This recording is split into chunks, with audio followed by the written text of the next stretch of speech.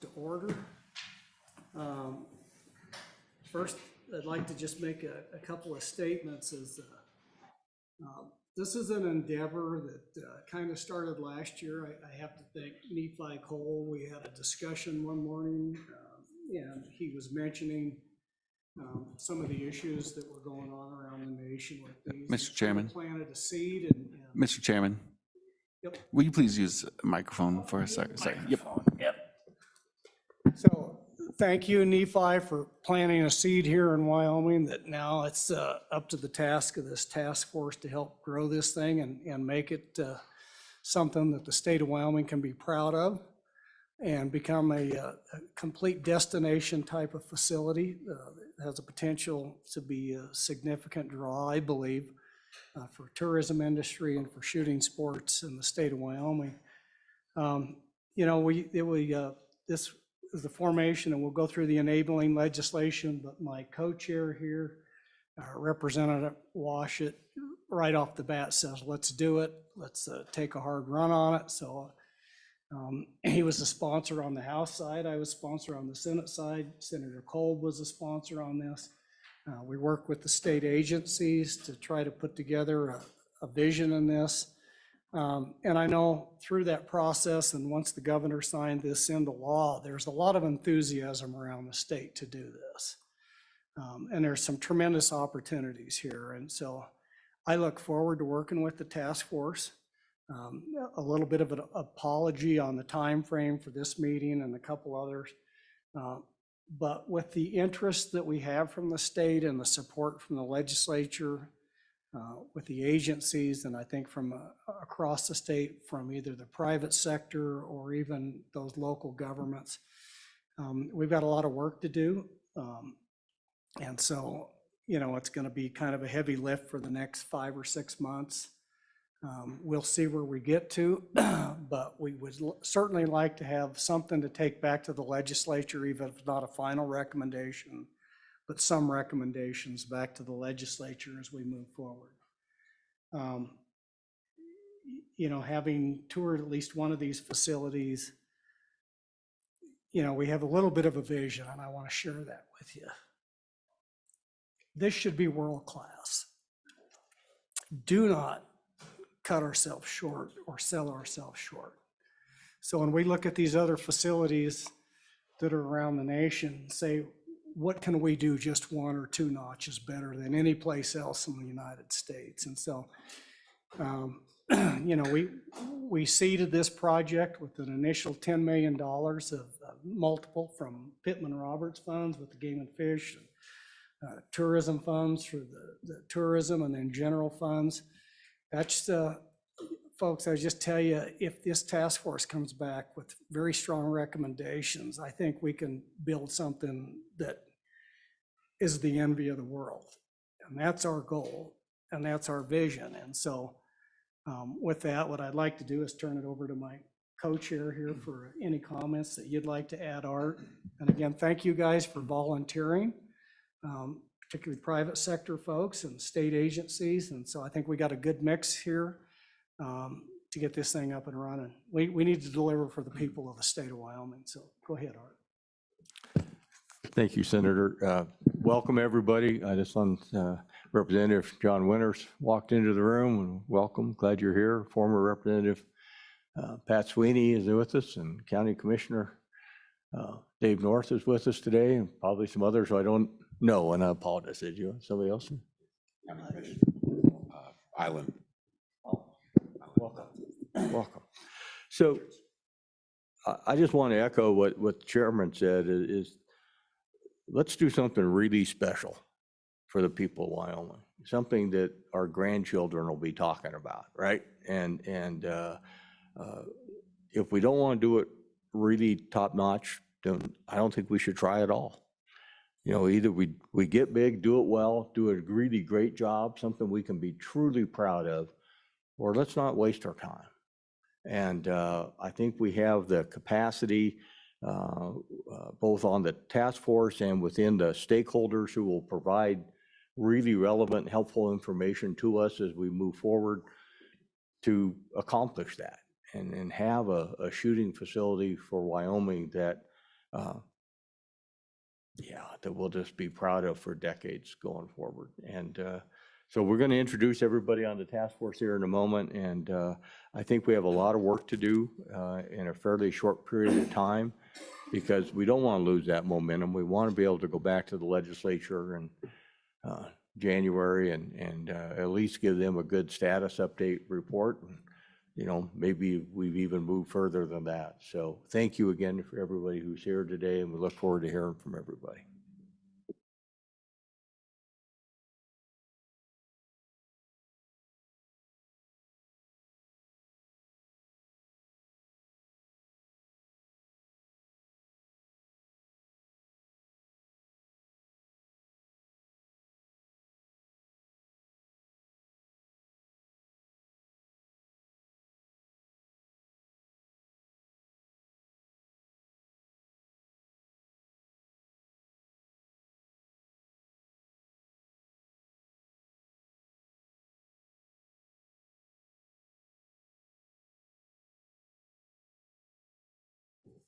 Thank you, Mr. Chairman. I'm Brandon Marshall. I'm the Services Director for the Wyoming Business Council.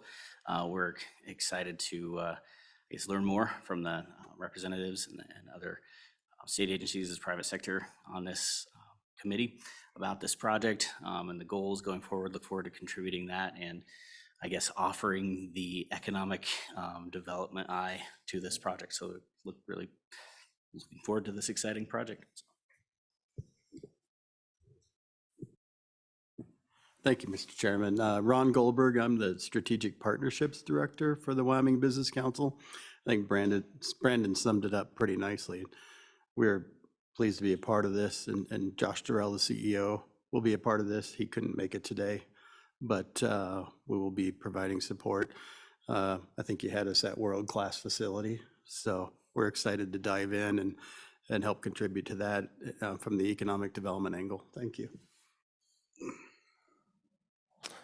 Aaron Davidson. I am the owner of Gunworks. We actually get to use facilities like this. We've been doing operations and training and events in Raton or in Colorado on those very complexes that we're talking about touring. And we've even built a few spaces for ourselves. So a lot of interest in this project, and I'm pleased to be able to serve. Mr. Chairman, my name is James Schoon, and I'm the Director of Global Partnerships at the Wyoming Office of Tourism. We're very excited to be a part of this committee. I loved hearing the comments already starting off. Looking forward to learning more about the tourism aspects and providing insights on those sides as well. I think world-class, as Brandon mentioned, I think that we have the opportunity here to make some big waves. So excited to be a part of this. Thank you very much. Hello, everyone. I'm State Senator John Kolb out of Rock Springs. I'd like to say I'm honored to be here to work with everybody who's going to be involved with this task force. Just to add on to what was already been said is Wyoming is about hunting and fishing and shooting sports. And as the rest of the country recedes from that position and being adversarial to it, we welcome it. And I welcome a world-class facility. I don't think it's going to be, it should stand out. It should be as well as we can make it with current knowledge on what we need to do. And I look forward to sharing that with people who would put in their applications and letting them know what is expected or what the scoring system may be, however that's developed. But I do look forward to having a great end product that we all can be proud of, and that the United States and the people that are pro-shooting can participate in. So thank you for my opportunity to comment. Good afternoon, Mr. Chairman. Dave Glenn. I am Acting Director of Wyoming State Parks and Cultural Resources. We also oversee the Outdoor Recreation Office. I see this as incredibly valuable to bring people to the state. And as Senator Kolb said, let them kind of understand our culture and let them understand who we are.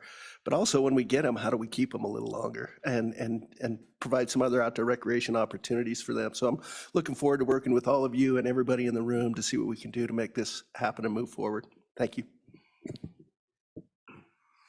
Yes, I'm Eric Woltinger, Chief of Services, Wyoming Game and Fish, and we're really excited about this, not only on the conservation and education, the education side of things. Hopefully this facility is something that our young kids can go to and learn, not only about hunting, fishing, shooting also. So we're excited at Game and Fish, and I'm excited to watch this thing go through the process and see what we end up with. Hello, Representative Pepper Ottman, House District 34. I'm excited about this because, and to be on this task force, because as an amendment to state, we have a good opportunity to facilitate for other states that aren't following those same beliefs and understanding. Also, once I became a member of this task force, I found lots and lots and lots of organizations and people that have great expertise, but it seems as though it's pretty spread out.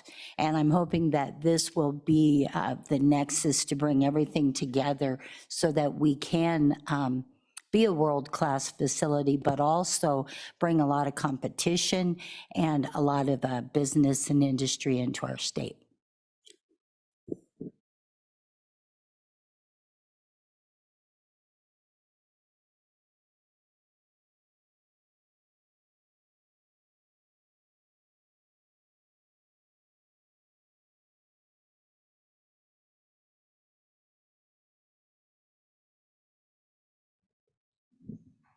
Josh, can you hear?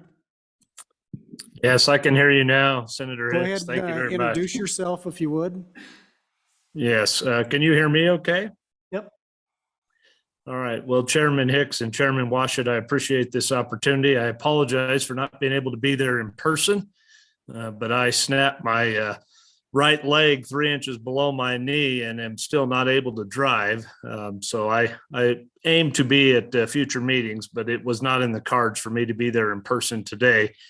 But I'm very excited to be on this task force, and to echo what Senator Kolb had said, I do believe, as we have seen in just this culture, other states that have shied away from this industry, I think this is a prime opportunity for Wyoming to be a beacon of hope for something that I believe is rooted in our heritage. And so I am eager to see this process move forward.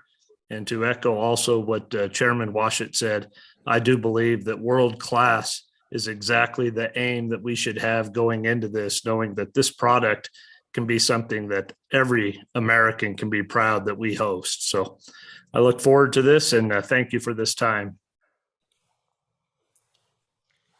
Mr. Chairman, we also have Cade Mistress from Maven Optics online. I'm not sure if he's got the bandwidth to participate, though. All right. If he does, he's welcome to turn on camera and mic. All right, it should be coming up. Can you guys hear me or see me? We can hear you for sure. I have a front-facing camera issue going on with my phone, but as long as you can hear me, that's probably better anyway. I'm sitting in a hotel room in Tokyo, Japan, so nothing much to see. I'm grateful for the opportunity to join the task force. I do think we have an opportunity to take the best of what's out there and shape that to what works best for our community, our state. I wanted to be part of the task force because I have a big belief in Wyoming, and so does my company, our partners here at Maven.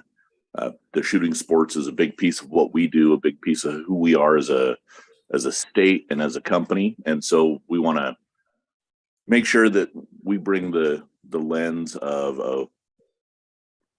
a variety of different complexes and uses to this complex here in the state. And hopefully we have a chance to put something together uniquely Wyoming that makes it an attraction across the country.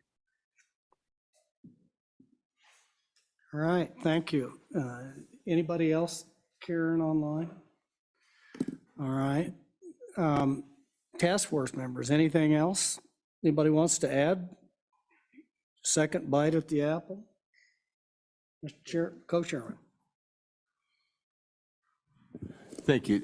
One of the things I just want to add is that one of the features that we envision with this range is that when you look across the country, you'll find top-notch sporting clays facilities, and you'll find top-notch long-range rifle facilities, and you'll find, you know, top-notch facilities for different aspects of the shooting sports.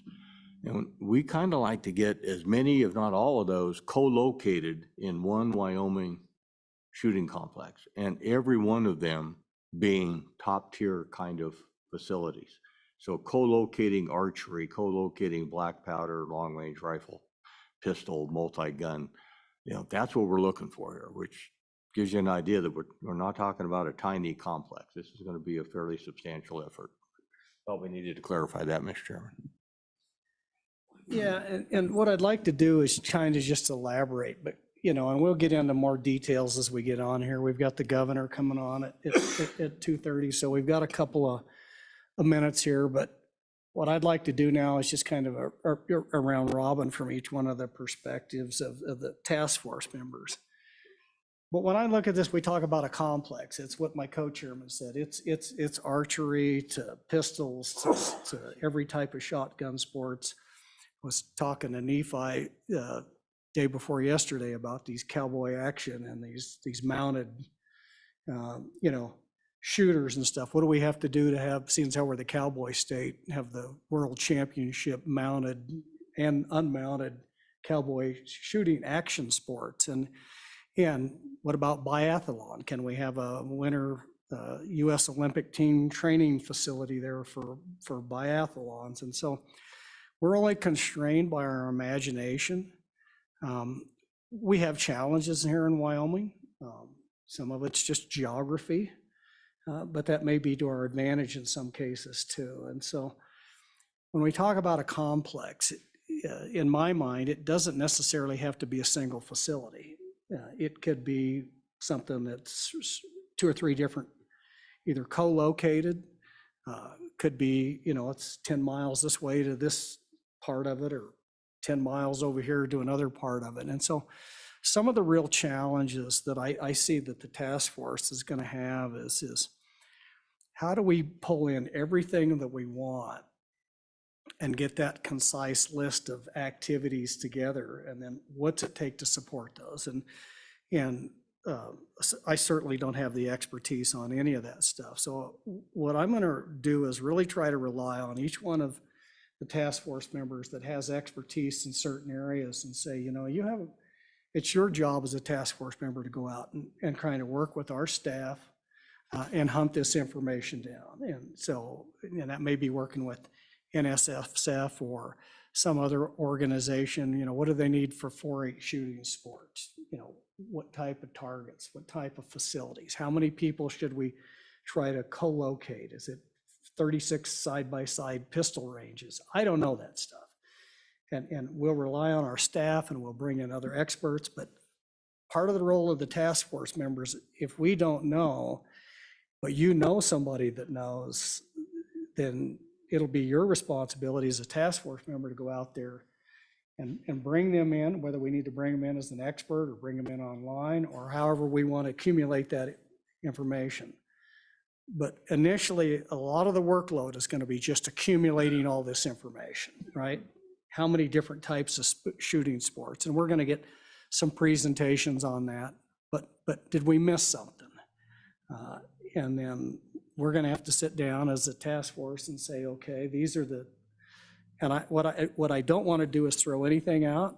We'll just go through a prioritization schedule and bring that from I expect tourism to say, you know, these are the type of shooting sports that really bring in big numbers of people from out of state. Maybe the long range stuff, you know, that might be the expertise of Gunworks. What do we need facility wise to really, what's the topography need, right? This is not just military 1,000-yard flat shooting. You'll need to bring some of that expertise to the table and say, what do we need to do that way? Business model, you know, where do we get those private corporate sponsors? You know, how do we leverage what the state and the other entities are willing to work with the private sector, you know, to facilitate some of this stuff, bring in their expertise. And so, you know, state parks, we need to look at all the facilities that the state parks currently has out there. Is there some place that we could co-locate all or part of this complex on existing lands, either owned by the department, Whiskey Mountain. I don't know whether department lands, but there will be an expectation that the agencies that have lands, that we evaluate those as potential locations too for some of these facilities. So I see a role for everybody on this task force to come back and tap into your expertise and bring that to the table. So we got a lot of work ahead of us, folks. But with that, I would open it up to anybody else as to, how you see your role fitting into this and maybe just a little bit about, what's that? Why they want to be on it. Yeah. So with that, anybody else want to add anything? Senator Kolb, and then we'll come back down here. Thank you, Mr. Chairman. I'd just like to add, of course, I think my role, I would hope, would be in fairly evaluating whatever's proposed, looking at it, ranking it into a certain order so it can be sorted out. Because if you get 50 million or 50 moving parts, you got to pick a priority. You got to have something you're basing your decisions on. So in my mind, off the cuff, I agree with everything that Senator Chairman Hicks said, adding that a list of events that make sense, with the experts coming in and saying what they do and why they do it. And then also what events would be combined together in, say, one said facility, those kind of things. I think we have to, I certainly look forward to listening to people who are experts. I don't proclaim to be an expert in this field, but I'm a good listener. So please share and bring your ideas forward so it can be vetted out. Thank you, Mr. Chairman. Go ahead. So I think we're gonna have lots of input on maybe the microphone. Those things are. There we go. I think we're gonna have lots of input on the shooting side of it. And I think those problems are pretty easy to solve. They're pretty easy to define what they are. It's like, we want to shoot long range. Okay, well, what's long range? How far does it need to be? I think we can get to the bottom of that really quick. And then it's going to be a matter of fitting those needs to the space. I think what's going to make this a world-class facility is how we choose to handle people. And if you go to Raton and you spend some time down there, they have competitor housing, they have some founders cabins, and they have a cafe. It leaves so much to be desired. You go to Cameo, you're going to stay at a hotel in a town that's a ways away. If you limit the housing to what's available for hotel space, like currently we have 2 shooting facilities that we operate out of. I have a 250-acre known distance range. You shoot to 1,000 yards. We have a 5,000 square foot training facility on that. So you got classroom time, shooting time. And then we have a section that we've leased up in the mountains where we do some, field type shooting. And our clients, our customers, they come to Cody and they have to book a hotel room. They have to rent a car. And it wasn't just 2 years ago that we had customers that were canceling because there weren't enough cars in Cody. We have customers that have a hard time booking hotel rooms in the summer in Cody. And I think that's the case for any significant, city that's in Wyoming in the summertime. So if we're not considering housing, we're potentially cutting 25 or 30% of the time that we can actually bring people through there just because of the tourist season. And all of a sudden we're competing that way. Now I know that will be a little bit of a rub with, say, hotel operators because you're potentially competing with them. But I don't think that we can be successful in Wyoming building this complex without considering at least the housing aspect. But then there's the food aspect. And then if you think about the whole hospitality side, I don't know if we've got any experts on the panel in the hospitality space, but those are the things that make this world-class, because constructing a great facility is going to be about, the plan design, the execution, and construction management. That's pretty straightforward, but hospitality, that's intangible. I think that's the part that we need to make sure we don't forget.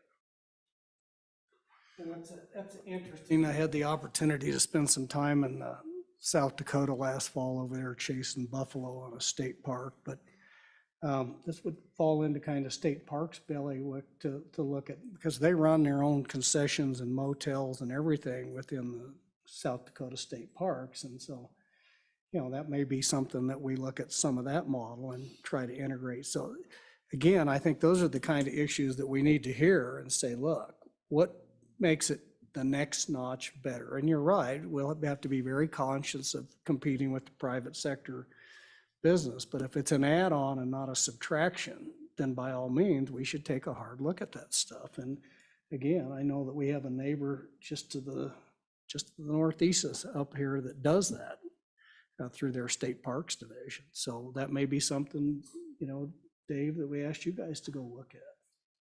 So, Pepper. Representative Alderman. Thank you, Chairman Hicks.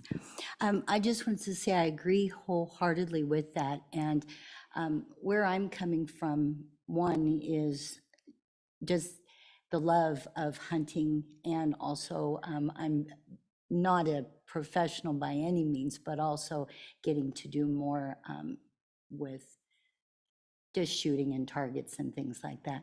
But where my education was originally was travel, recreation, and hospitality management. So that was very good. I worked as a travel agent for quite a few years, and as chairman of a political party, was able to put some events and stuff together. So as we look at the shooting and the complexes and things, there's also the other events, archery, which you may have already spoke about before I arrived, but there's archery. And then as I look down through the facilities that you suggested, there's so many things to go along with. I know in some towns there's not enough rental cars. Okay, so a lot of people, if they're coming in with equipment, they'll be looking possibly at campgrounds or RV parks and things like that. So there's those as well. And so, I mean, it can be dynamic in the state parks to go along with just the area that we're talking about. Because when I looked at Cameo and the size of those in that, the soils and stuff like that, that was one of the things I was concerned about, was the soils for the buildings. For Cameo, our soils are very, very similar to what they have there. So the size and the practicality of it's pretty good. So anyway, I'm really thankful to be here. Thanks. Thank you. Do we have the governor on yet? Not yet. All right. So, yep, go ahead, Ron. Thank you, Mr. Chairman. I think we're grateful with the diversity of thoughts and experience on this task force, and like what you said, what everyone has said, and maybe a little high-level perspective from why we're excited about this task force being a part of it is the hospitality, the hotels, the housing, all that is important. And we would probably look at what are the business opportunities. You know, I don't know how many events you'd hold a year, and people would come in and you'd fill up hotels, houses, get tourism growth. But what are the opportunities for existing business expansion, business recruitment, develop a cluster? So there's kind of a year-round presence. And we have experience with, Brandon leads the expansion and recruitment efforts at the Business Council. And we have experience with expansion and recruitment leads and working with communities. And I think this could tie in with the RFP development on what exactly are we asking for in the RFPs, and an infrastructure inventory, for example. You know, what's your power capacity, water, sewer, et cetera. And so I think those are some of the perspectives we can bring in there too, and build a cluster. We don't have a lot of industry clusters in Wyoming. I'm trying to grow those. So it could be an opportunity to leverage this facility for that type of effort too. Thank you. All right, well, thank you, Ron. I believe we've got, I recognize that guy. His office is downstairs from the Senate and the House chambers, just so everybody knows that. So But it's a big office, Governor, if you would. Glad to have you here today. Thank you for taking the time, and we appreciate you just sharing your thoughts with moving this process forward. So I'm going to turn it over to you, Governor Gordon. And thank you, Senator Hicks, Co-Chairman Washut. Good to see you and good to see everybody there. Just want to make sure you can hear me. Yes. Very good. And I see Josh Corsi on. You know, this is really an exciting effort. And Chairman Hicks, I really want to thank you for bringing this to my attention early on in the session. And now to see the group gathered there and really talking and just catching up a little bit on a bit of the conversation that you had. It is a really important move for the state of Wyoming. It's an impressive engagement in interest from all communities. It was very hard to pick task force members, simply because there's so much interest and so many qualified people. And I kept telling folks, this is a task force that is going to want to hear from you. Even if you're not appointed to the task force, they're going to respect your opinion and really want to hear from you. And it's going to make the whole endeavor much, much better. You know, it's a lot about, we talked about the economic benefits of this and what that could mean. And it's a better way to preserve our respect for the Second Amendment and give folks the opportunity to learn a lot more about firearms, about marksmanship, about proper management of the way we go about organizing shooting matches and being able to put Wyoming on the map, quite frankly, with one of the great things that we do in America. I think there is an unbelievable opportunity for success, and I really encourage you to think broadly and widely about what those opportunities can be. This is much more about what this means for Wyoming than what it means for any particular place in Wyoming. It's obviously going to have a great deal of draw for that, but for Wyoming, it's also going to be a hallmark of what we are able to do. $10 million, it's not a small sum. And taxpayers of Wyoming are expecting a lot from this task force. So no pressure there. I know you'll do a very smart job ensuring the process is transparent, rational, reasonable, and fair, and that we also locate this facility or whatever you finally come out with permutations in places that are going to hallmark really what makes Wyoming such a great state. I know we're going to need to invest wisely. $10 million sounds like a lot of money. It does tend to go fairly quickly if we aren't wise about it. But I think this is a unique opportunity, and it can leverage so many other things that are important for Wyoming and for the communities. And so I think being able to lead the endeavor as this task force is meant to do, be able to engage with businesses and people all around Wyoming, and really be able to elevate the conversation about what investment opportunities there are in Wyoming, what the value of actually respecting. I see Josh here, and I know, Josh, you and I have talked so much about how important it is to have wildlife, and we want to make sure that people not just interested in shooting, but also interested in all the beauty and all the remarkable natural resources that Wyoming has. And this particular endeavor, the shooting complex, is a great way to showcase all of that.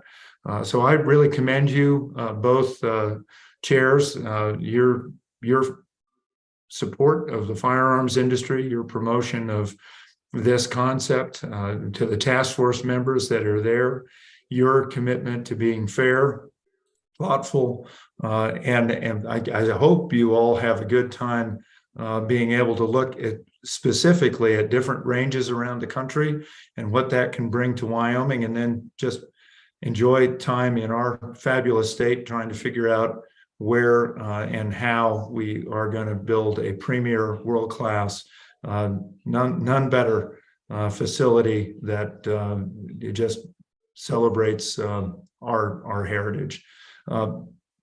Mr. Chairman, I thank you for this opportunity. I wish I could be there. It is rodeo season in Wyoming, and I've been about everywhere.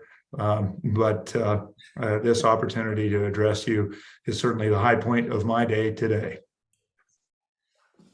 Well, thank you, Governor, and we do appreciate your time here today, and we look forward as we move this process forward. You've been a big supporter with this, and I think with your help, we're going to get something across the finish line here in the next couple of years. And I just see this as a legacy project that all of us can look back and say we did something really good for the state. So thank you, Governor. Thank you, Mr. Chairman. If there are any questions, I'm happy to take them, but I know you have lots on your plate. Any questions for the governor? Which rodeo? It wouldn't be one of them hometown ones, would it? No, this is the Sheridan Wyo rodeo, and it was the Sheridan parade today.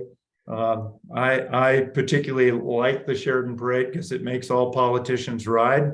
I have a leg up on most all politicians in Wyoming on that one.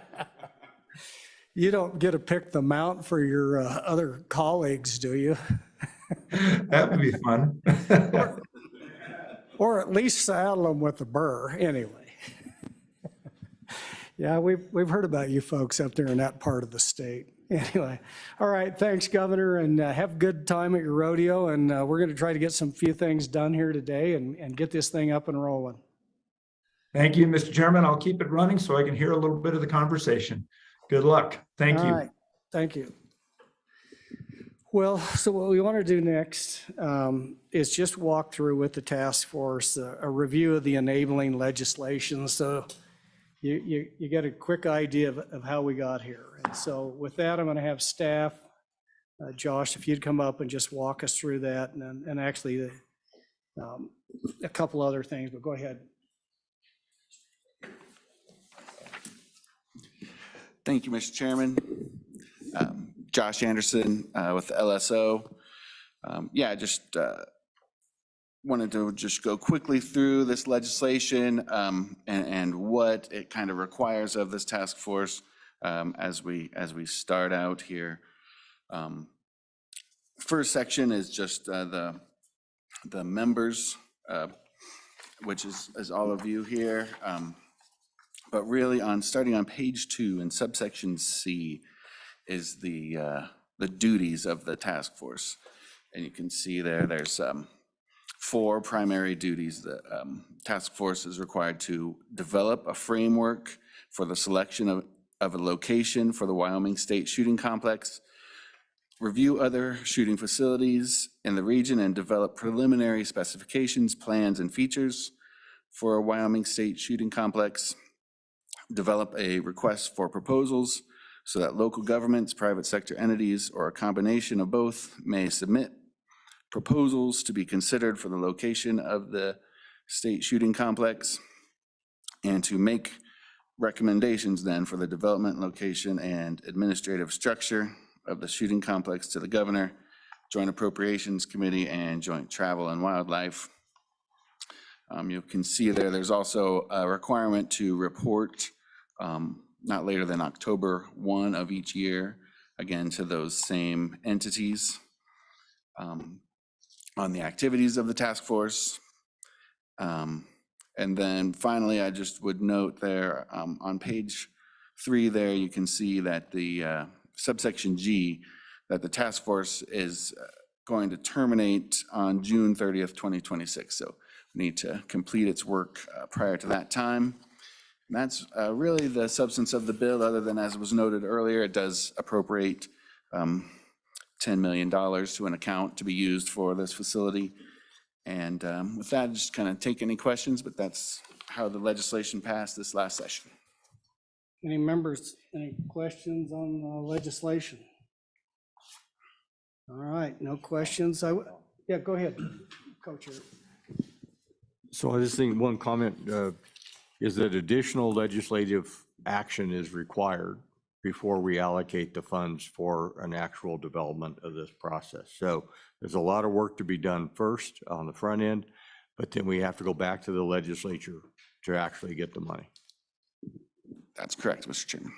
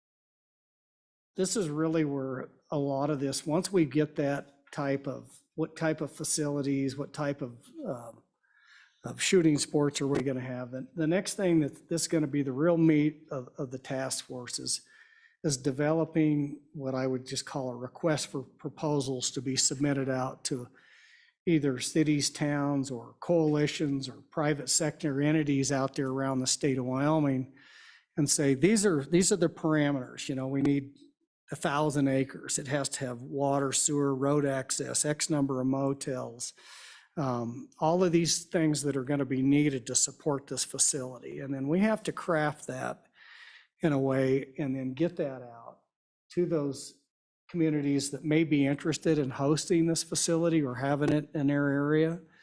So the more work we can put into the RFP early on, the better product I think we're going to get back from those that have an interest. And so we're going to spend a lot of time on that because there's so many questions that have to be asked associated with that RFP. And three, you know, how do we accumulate the information for the task force on the facility needs to support this? We're eventually going to get to the point where the RFP may include all those items that task force members determine that may be necessary for the successful construction. I hadn't even contemplated the issues of housing and some of this stuff. And so once we get this list of things, we're going to go in there. And again, my preference is not to eliminate anything, but to prioritize them. Because certainly if we can get all the way through the priority list and encompass and incorporate every one of those items, we want to do that. But it'll be based on that priority list. And so as we work through that process of developing that RFP, so, you know, I'm assuming that you don't want to locate one of these facilities right adjacent to a heavy populated and, you know, residential area. They might get a little irritated at. So distances, you know, water, power, roads, you know, Ron, one of the things that we may want to look at, is there other vacant lands that would be available for development of a business park, right? That could be some of the criteria. Again, let's don't wait till the back end and say, hey, did you guys consider this after they've already submitted a proposal? Get these proponents thinking about this early on. And so I see an opportunity for every single member in here is going to add something. One of the things that we have not discussed, that we need to have some discussion, it would be how much of this would we want to dedicate towards an education facility? In other words, it may be education for, as Aaron talked about, for, you know, long-range shooting classroom type facilities, or it may be conservation, hunter education professionals, outdoor recreation, you know, backcountry, all of these things. Is that something, do we need to incorporate into this facility too? Is to have that kind of education component with the associated rooms and facilities, classroom type settings in there that could be used for a broad number of purposes. So those are things we need to think about as a task force. Again, as we start to go, what my expectation is not to spend endless hours around a table, you know, each one of us throwing these out and debating them. Is you go through the list and you start adding to that list. You know, are we going to have housing? Are we going to have hunter education training? What type of facilities does it take? That information flows in by each one of the task force members to our LSO staff, and they'll start to accumulate that. Our job is to get to a meeting and start to prioritize that and discuss how one fits in with the other and some of the logistical challenges. It's not to sit around the table and start to throw out ideas. And we want to maximize the use of your time on the task force. So there will be a lot of work that's not done in a formal meeting situation. And we're going to make that opportunity available to the general public too.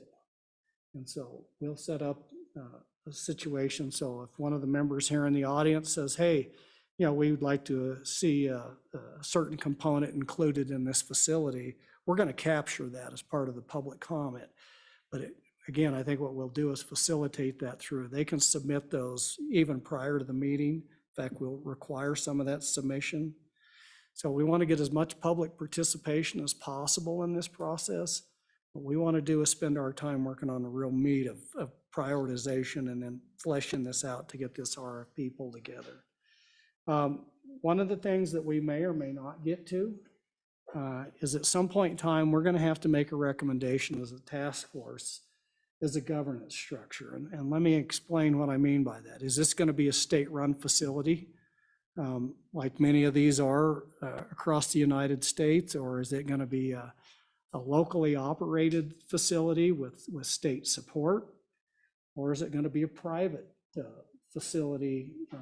And so one of the things that the task force, when we get towards the end of this, we're going to have to make a determination, and it may be site by site, and it may be based on what we get back from proposals. You may have one community that is significantly more interested to deploy resources to help do the day-to-day operation and maintenance. That'll be taken into consideration. And so, but we may have to look at, it may be some form of a joint powers board between the state, local government, and private entities. So that's something that we're going to have to, as you move forward, start thinking about. And again, I think that may come down to be it's really going to be a site by site, and it'll be a proposal by proposal, is what that governance structure would look like. And then I think this gets to Senator Kolb's point. At the end of the day, once we get all this information and we get all these proposals back, we're going to sit down, and at some point in time, we have to develop, to be fair and equitable, I think we have to have some type of rating metrics in place. We can't have a protracted debate about this community over that community. It just needs to be, a score of 1 through 10. This committee will say, proximity to an airport. If you're within 5 miles, that's a 10. If you're 100 miles, that's a 1. And so all of those things that we list that are going to be incorporated into this, and how do we make this successful, and how do we make this a destination? Is there room for a business park? That's on a scale of 1 to 10. Is there additional lands? Is there additional opportunities? Is there potential to develop housing? Is it on existing state lands? And so, what I see is one of the hardest things we're going to have to do is once we get this list of all these things that we want at this facility, then we're going to have to put together ranking metrics. And quite frankly, I'm open for suggestions if somebody's got a better idea how to do that. But I actually think that we might at least have an initial screening tool in place before we get the RFPs back to make sure that we can say, look, everybody here's the matrix that you're going to be graded against right off the bat. And so that's going to be a significant component of the work, is once we get that list of all those amenities, and all those issues that we have to, how far are you from power? Because just, if we got to run power lines in for 5 or 6 miles, that's a significant expense. So, if you got power available on the site, that's probably a 10. For every mile of power line, you lose 1 point. So those things have to be well thought out. And we put that out in that RFP, we get that back. And having spent a lot of time contemplating this, driving across Wyoming, I don't know that this is going to be a one-off thing. And this is something I'd like to get some input from the task force members. Maybe not right now. I honestly think that we may have to do several rounds of these. In other words, there's an initial level of interest, and then you screen it down and say, well, here's the top 3 or the top 5. Go back out, sharpen your pencil. Here's some other areas that we would like you to consider, and do a multi-tiered selection process to make sure that we've done the best job, and each community has had an opportunity to maybe raise the ante of the game. So again, I'm not married to that concept. That's something that we need to think about as the task forces. Is this a one and done? And do we want to do site visits? If we screen that down and say we've got 3 in the top, do we actually want to have a task force meeting and go out on the ground, look at the facilities, meet with each one of those proponents separately? And so a little bit of this will be up to the decision of this body on how they want to approach that. So go ahead. Yeah, Senator Higgs, I just wanted to, add a ditto to what you're saying here. I think from what our expertise comes into in the site selection process, you were exactly describing what a professional site selector would put in place as the process and the different pieces that they would look at with a larger project for a manufacturing facility, for anything like that. So really, just wanted to I appreciate everything that you've expressed there. I think it is actually, at the very least, a great framework to look at in that, especially when you look at, putting out a fair and equitable request for proposals that people know where they stand sort of right away, but then also having a second round of that where you go in and you say, look, these 3 are our strongest, but they're all going to have a weakness, and then working with communities to address those weaknesses and come up with the different plans in that. Anyway, all to say, I think that's a really great process. And from my perspective, I guess an expertise, whatever that is, I think that's exactly what we would do with any other economic development project. So it just goes to show you even a legislature can have a good idea once in a while. Well, I always say this isn't rocket surgery. Senator Cole. Thank you, Mr. Chairman. I think the 3 rounds sounds like a great starting point to talk about, and certainly I wholeheartedly agree that we always give a round of, say, a person that or an entity that didn't make that round the opportunity to come back and clear up their shortfall, if that's what you want to call it. But it's good, but I think as it's developed, I think logically that as we go through a tiered process, the pros and cons of different facilities are going to matter more when we're down to a smaller number of them. It's going to become more site specific. And I think we're going to have to move on, cull them out and give people an opportunity. I think you can't, that's always a great thing. But at least I think in my mind, at least 3 steps to do this, to be fair and equitable and give everyone a chance. Thank you, Mr. Chairman. Any other thoughts on that? Yeah, go ahead, James. Mr. Chairman, I love the idea for the tiered approach. I was wondering, do we know of a facility in the U.S. that's been built the most recently that we could actually go out and see the process and the scoring that they may have taken into place, so we didn't have to just replicate that whole thing on this committee? If there's something we could build off of, I'd be interested to see how they went about rating those out and what the questions they asked. Go ahead. In response to that, Mr. Chairman, I've spoken with the gentleman who operates the Cameo shooting complex in Grand Junction, and he sounds like he's got quite a bit of that type of information for us and is happy to share it with us, and including characteristics of the topography that might make development less expensive than if you have to man-make some of those features. So I think we have a good opportunity to learn probably more. I don't know that Cameo is the most recent, but it's certainly one that is available to us. And one of our members, Ms. Legursky, was involved with development of one that she's going to be able to offer us quite a bit of information on as well.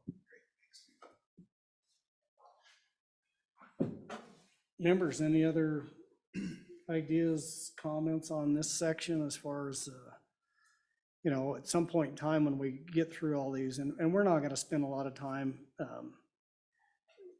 So if we get to item 5 down there, task force may develop an initial budget for construction and operation of the state shooting complex. We're not going to spend a bunch of time doing that. When we get to that section, what we may do is we know how much square footage, we know how many acres we need. So it's just at that point to say, look, and based on the proposals, right? Say somebody wants to donate 1,000 acres to the state of Wyoming for this purpose in a certain community and stuff. But just to get an idea as to, and I am not opposed to going back. We were talking about this earlier. If it takes a few more dollars to get this thing across the finish line, I don't want us to go in and at this point in time be constrained by money. And so if we can get numbers so we go down and look at one of these other facilities, and I know, again, visiting with the National Shooting Sports Foundation, they've got some preliminary data on what one of these type of facilities, and we could look at that and say, well, that's what that cost. Ours is half bigger, calculate in inflation, but just so a rough idea of what we're looking at, not actual project budgets. And so, but that would be number 5. So now on the Romanet number 4 here, once the RFP has been completed and the task force reviews the proposals, this is what we've been talking about, is this may take on-site meetings. We may want to narrow this down, and I think we should discuss that, right now while we've got everybody here. It sounds like there's some agreement that we should do a multi-tiered process. Do we want to just review those rather than set an arbitrary number and say, we're only going to look at the top 3? Or do we want to look through those and say, each one of you members is going to look at these proposals and then come back with your 1 through 10. Let's say there's 10 proposals, and we'll just say 1 through 10. We'll accumulate those and say, here's the most people that had this and this. But do we want to pick a number that says we're only going to move forward with 3, or let's just see if there's an obvious break in the proposals? My experience is every time you set an arbitrary number and say we're only going to advance 3, there's 4 that are so closely tied together that right off the bat, you're like, well, you know, it becomes an endless debate versus just including 4. Typically, there's pretty noticeable breaks in these things. I think if you approached it instead of an arbitrary number of qualified submissions, do it by score. If we can put a scoring system in place that helps us rank that, like, and everybody that scores past a certain point can advance to the next round. Because the more people that you have interested and engaged, and the more opportunity they have to maybe refine their submissions, I think the better value product that we'll get in the end. So I think there's some benefit to allowing somebody to, make some corrections, maybe perfect a score perhaps, so that they can move on and advance to the next round. Any other thoughts, any member? Mr. Chairman, I think you have some online comments as well. Go ahead, Josh. This is actually Dave. Yeah, go ahead. So basically, I agree with Aaron. I think instead of setting a number of applications that move forward through the tiers, more like Brandon was talking about earlier, you set the steps, and then each qualified applicant that meets that next step moves into the next round for review. And if all of them hit the minimum score, everyone moves to phase 2 versus sitting at just, picking only 3 move on through each round or whatever. So I think as long as we set that, those tiers early on, what that requirement is, what the matrix is to be analyzed, then it can winnow out pretty quickly, or everyone can move forward. But it's not arbitrary by a number of applicants. It's strictly moving through the process as we refine it down for the site selection. Go ahead, Senator Cole. Thank you, Mr. Chairman. It may be beneficial to set a percentage number. Say there's a set of requirements and you meet 80% of those requirements as a starting point. I think because I would envision there's a bunch of frankly, a lot of people would like to have this in their area, right? But frankly, they're going to be excluded for a number of reasons because locality, many factors may be a deal breaker. And I don't know if we want to talk about a deal breaker number or just say maybe you'd meet 80% of said requirements, and whoever that group is, then we take that group and then we start to work in that group. And with that, those people that didn't make the 80%, they'll know why. And I guess if they could cure that deficiency and come back again and have an opportunity possibly to address that. But I don't think a set a number probably is politically suicide. And so I think we have to be open and listen to everybody. So we don't hear later on that they were excluded because they were another number above the set number. Thank you, Mr. Chairman. Yeah, and just thinking off the top of my head is if we're going to go through multiple rounds of this, which I still think that's the best. So the first cut ought to be, what I would say, pretty broad. In other words, it's 50%. The top 50% rise and the bottom 50% drop out. If we go to a second round and then we look at those, it may be only the top 80% or the top 90% of the rankings move on to the next level. And so some criteria, and I think that's probably the way we ought to address this again. So everybody knows the rules of the game. So you can't say, well, I was right on the cut and you guys decided not to include me, right? That becomes, I think, politically difficult from a standpoint because it's an arbitrary but if we did something like that, so what's committee's thoughts on saying, look, the first cut's 50%, the next cut's at 80 percentile level? Any thoughts on that? I think instead of taking a percentage of the applicants, define what the requirements are, and anybody that scores better than a certain score gets to remain. So it's not the top 50% of the applicants. Yeah. It is who scores 50% or better. Yeah, maybe I didn't describe that, but that's what I was saying. So if your score is, say that the maximum score is 100, if you scored 50 or more, you move to the next round. Is that, we're on the same page. That's what I was trying to describe. Gives us a chance to perfect Yeah. proposals and to get better value for the state. Well, and I think that when we do that, I think people will go out and, you know, kick the cans and say, what else can we bring to the table? And you know, who else should we be talking to? And I also think it stimulates them to think a little bigger too. So, but yeah, so if we're in agreement, if we can capture that, Josh, as we develop that ranking criteria, that's kind of the way we'll go. But all right, next item is we're down to the last one. So for the task force members, the way, and my co-chair mentioned this earlier. So once we get through this and we've finally got this down with what the facilities are, what the facilities need, some rough number of what a similar facility might cost, this task force will then make a recommendation as to the facility should be located here. Here's what the facility will look like. Here's what it'll encompass. Here's the type of activities that are going to be. Here's the ancillary, secondary potential, you know, and go through that whole list. We've got to take that back to the legislature and then present that to the governor. Obviously, he's got the kind of final say if he decided to exercise his veto pen, which I don't anticipate. But so that will be the process. When we finally get there, this committee will go through, and after we've screened those out, and we'll make these recommendations back to the legislature, that this should be the location of the facility.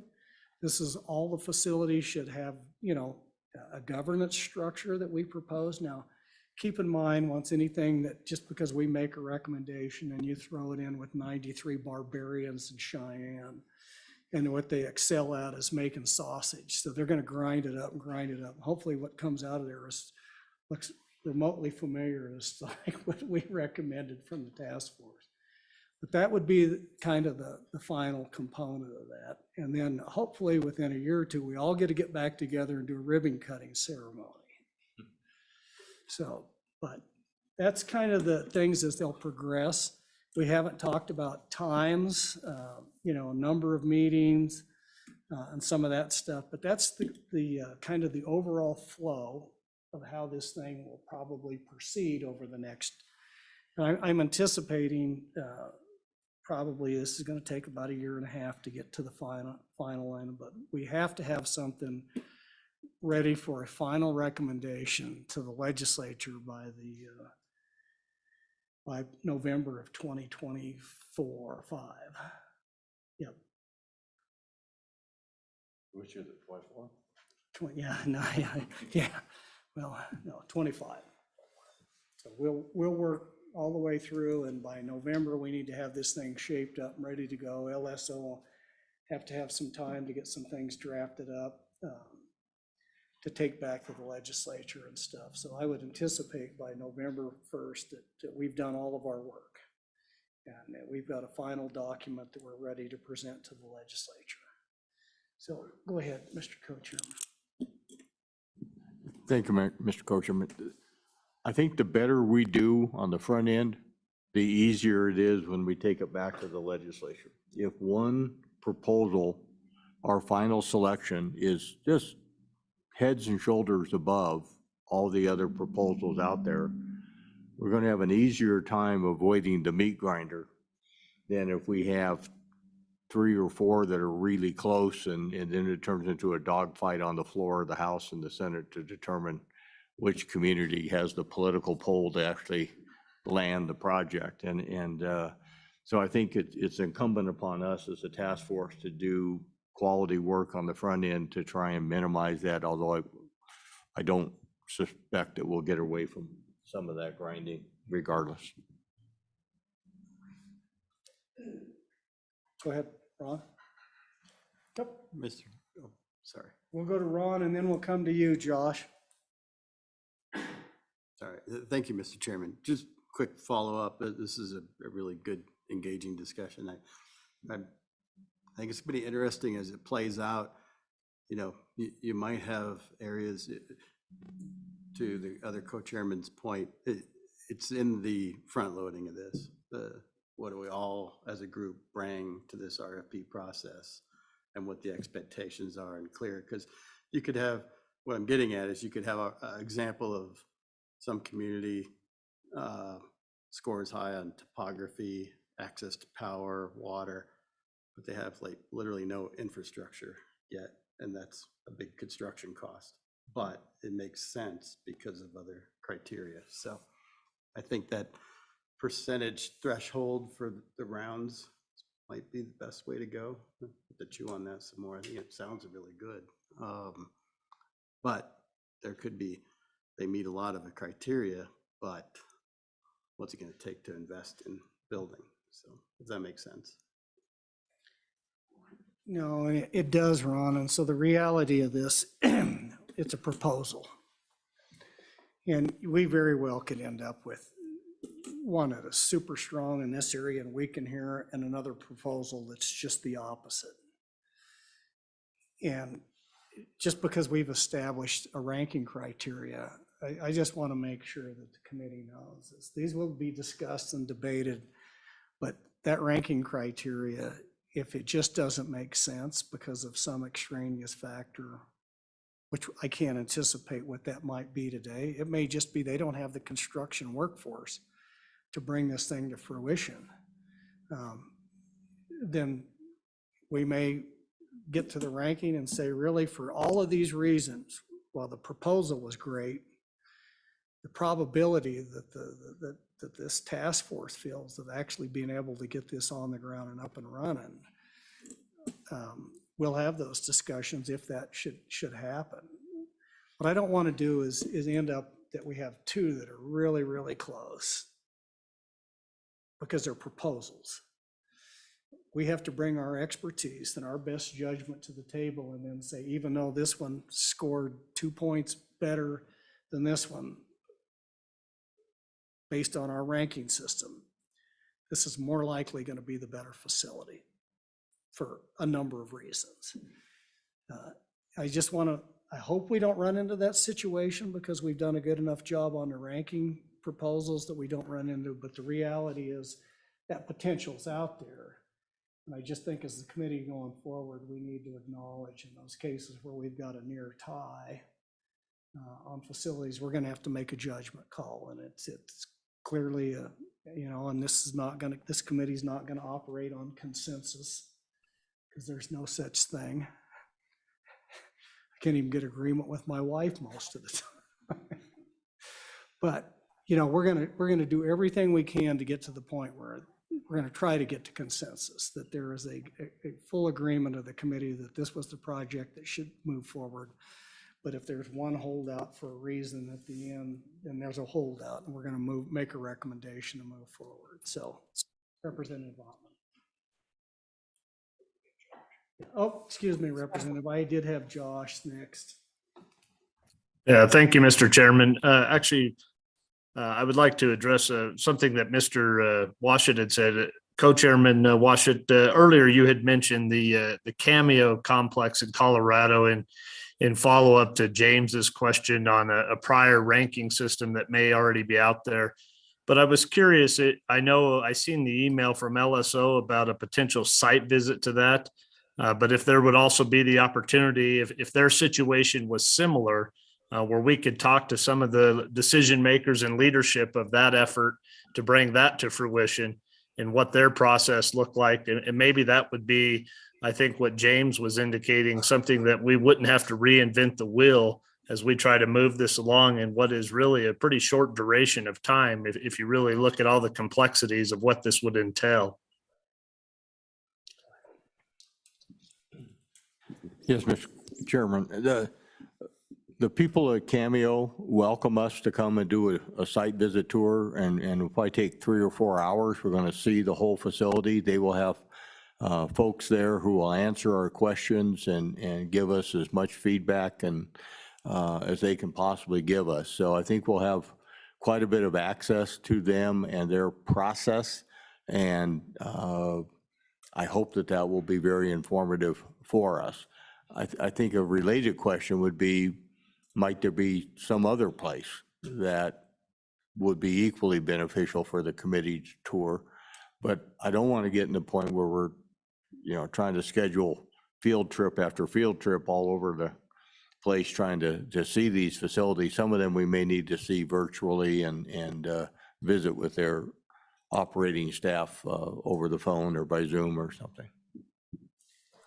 Yeah, Joss, I think the intent is because that's the closest facility, and it's one of the newer ones, would be to actually go down there and look at that facility, but also spend some time with the folks that run that facility. One of the questions I want to ask them is, if you had to do it all over, what would you do different? What kind of utilization do you have for this? What would you do if you could enhance this facility today? What would you add to it? And then, what's the utility cost? What's the personnel cost? How many full-time employees work out there? All of these type of things. And my co-chairs had conversations. They seem receptive to do that. So if we can pick a date, and I know there absolutely won't be a date that everybody can make it, but what I would encourage us to do is try to get as many people there to visit with the administration of that facility, ask these questions, look at the facility. But I'm going to encourage every single member of the task force, if you haven't been to one, obviously Aaron's been to a number of these, but is to get to one of these facilities. I think we've got the budget that we can do the reimbursement for those members that to make sure that you get a chance to go down and tour one of these facilities and look at them and ask some of those questions on your own. We're going to try to pick some dates to get as many people and have a sit down collectively with the task force, with their administration, plus the tour. So does that help, Josh? That does. I am curious, though. That brings up another question. Do we know what the investment is into that complex? Are we comparing apples to apples with this, or? Yeah, at this point in time, I don't know that we can answer that question. I think we go look at this, and I'd like to know what their initial capital construction cost is, what's their annual maintenance cost, what's their utility cost.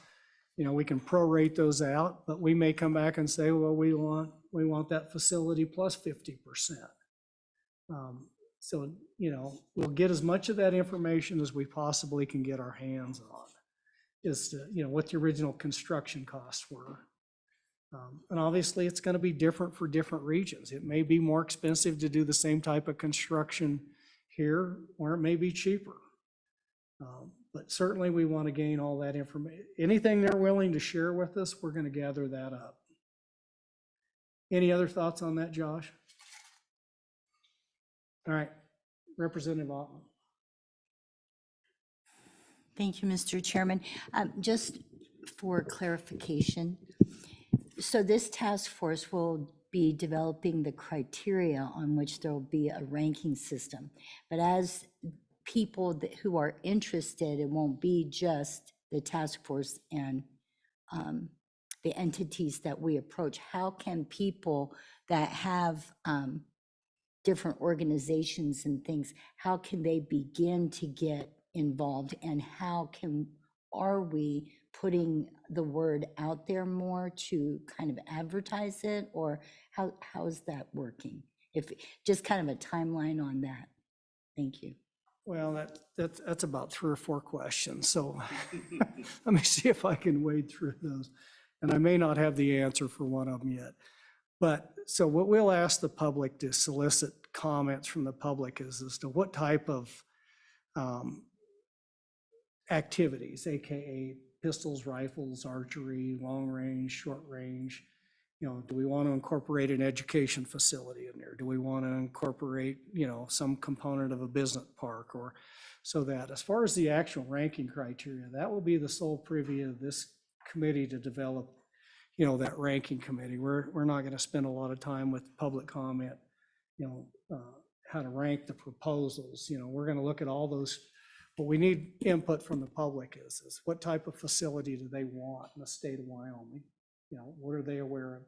Cowboy action shooting, what's that take? You know, long range, how much topography relief do we need? How many ranges? You know, how long should a walkthrough archery course be? A mile? How many targets? I don't know any of that stuff. That's the kind of thing that I would like to throw out to the public and say, you know, submit comments as to what kind of activities that you would like to see, what type of shooting activities, what type of ancillary facilities would you like to see associated with this? And, you know, what's the capacity you think that we need to facilitate? So those kind of things. But the actual, you know, 1 through 10 ranking, that's something that we'll develop on our own based on each one of those criteria. So keep in mind, once we get all those criteria, we're going to go through those and say, this is the number 1 most important thing. Number 2, number 3, number 4, number 5, number 6. And so then we'll go in there and they'll say, okay, if this is the number 1 most important thing, any application that has this gets a 10, you know, and start to put that matrix together with those. So, you know, maybe pistol ranges are more important than skeet shooting. So that moves down the list as where we, you know, and then we'll discuss it as a task force. We'll give those a rating and come up with a numeric score. The other stuff that you ask, how will we get this? I would ask our LSO staff, maybe Josh or Karen, your thoughts on how we can facilitate getting that information. Do we just put it on our website and then say, submit your comments to LSO and put a form together, form to fill out? Yeah, Mr. Chairman, Josh Anderson. Yeah, I think we've done that for other committees in the past where we've, you know, accepted public comment in that manner. I think that would be a good way to do it in this case for this task force. And again, as you develop your criteria and you want to have a formal submission of those proposals, I think that's also something that could be done through the website where we list the criteria and people can submit those things that your LSO staff can then gather and distribute back to you as those come in. So did that answer your question? I will do that. All right. Well, I had to phone a friend. Senator Cole. Thank you, Mr. Chairman. I think the $10 million that's potentially here in the beginning is more than enough blood in the water to bring plenty of folks to the table with interest. I'm really pretty positive we're going to have a lot of folks applying. I'd like to circle back a second, though, on just talk about the part that's going to cause the sausage making in the legislative body. And I think if there's any whiff of political bias that comes about in a conversation because you live in a certain place or just happens to be in your area, I think I'll say to the task force that I'll certainly not let that influence me. I know some people would probably say, political people, that's an impossibility, but it's possible. And I think there's a lot of folks here on the task force that absolutely, I don't know what dog they have in the fight to have it in a particular area, but I think the product that comes out of this task force has to be, frankly, as pure as we can make it. Defendable, pure. So when we get to the public and we get to the legislative body and everyone else, they can't say, well, you did this because of, you know, X or Y. And I think we have a great opportunity here to do that. Thank you, Mr. Chairman, for my chance to comment. Yeah, I would just tell you, getting this legislation through, that was the number 1 thing. Well, you know, my community, we all represent districts and stuff, and we made it explicitly clear there was no foregone conclusion that this was going to go anywhere. It was going to be a fair and open process with objective ranking criteria, and that everybody in the state of Wyoming is going to get a shot at it. And so I think that was pretty important. But I will absolutely make a definitive statement right now that I will tell you that it's highly unlikely that it's going to end up in bags. Even though I was accused that this is just going to be, you know, anyway. So I said, not bags, but maybe the Tri-Cities area. For those of you who are not familiar with the Tri-Cities area, that's Baggs, Dixon, and Savory, Wyoming. So anyways, not going there either. Anyway, Josh, you had a comment? What's that? Yeah, go ahead. So this is Cade. One note that my name is misspelled. There's no R in my last name. So I'm Cade Mathis, just in case we didn't clarify that. One thing I would recommend after having just gone through a Wyoming Business Council grant process and everything there is that one thing I think we could do early, which is a pain, but I think it's worth it, is to have a template for the submission. That way we take out a little bit of the variance when we're comparing apples to apples. And that'll give us a little more clean aspect of being able to rank the different criteria against each other if they're submitting them in a similar format. Yeah, I think that's a really good point. I think we'll look to our friends with the Business Council to start work off of a template there and just build it out for the specifics that we need and work with LSO and we get something pulled together on that. But I think that's exactly right. The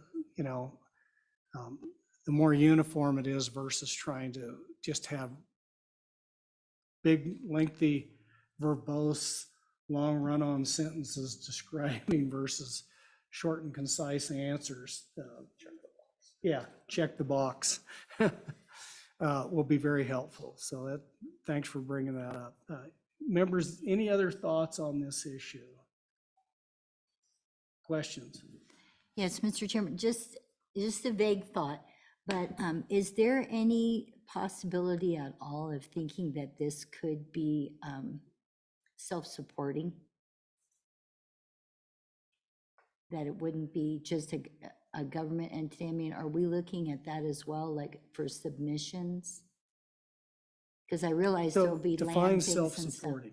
Well, Does that mean, is just there like, enough fees collected to pay for the operation? Is that what you're asking? yes, from the different organizations that would be competing and doing things like that. Also, if there's events that go on and things like that, and is there part of that probably would be in the application process, but if there's going to be meetings and things like that and events, then there would need to be staff that would arrange those things and be there for that. And when I was thinking about it, I thought maybe not right off the get-go, but it surely could be.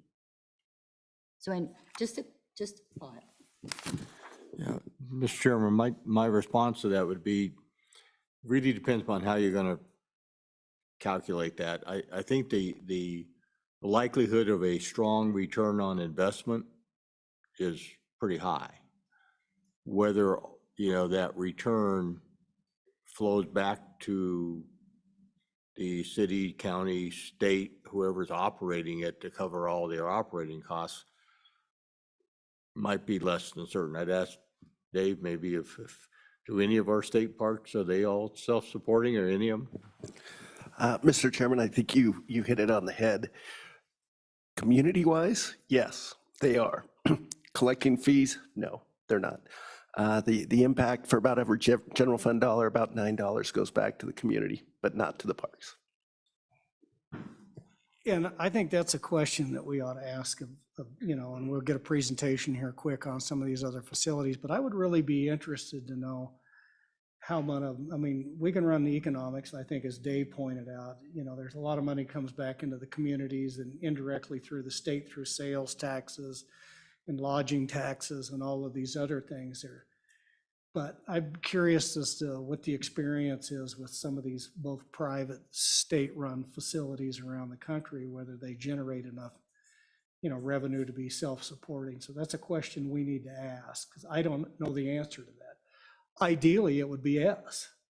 We would like to collect enough fees to pay for the operation and maintenance of the facilities, but we'll see. And so we'll look at some of that business model. Go ahead, Aaron.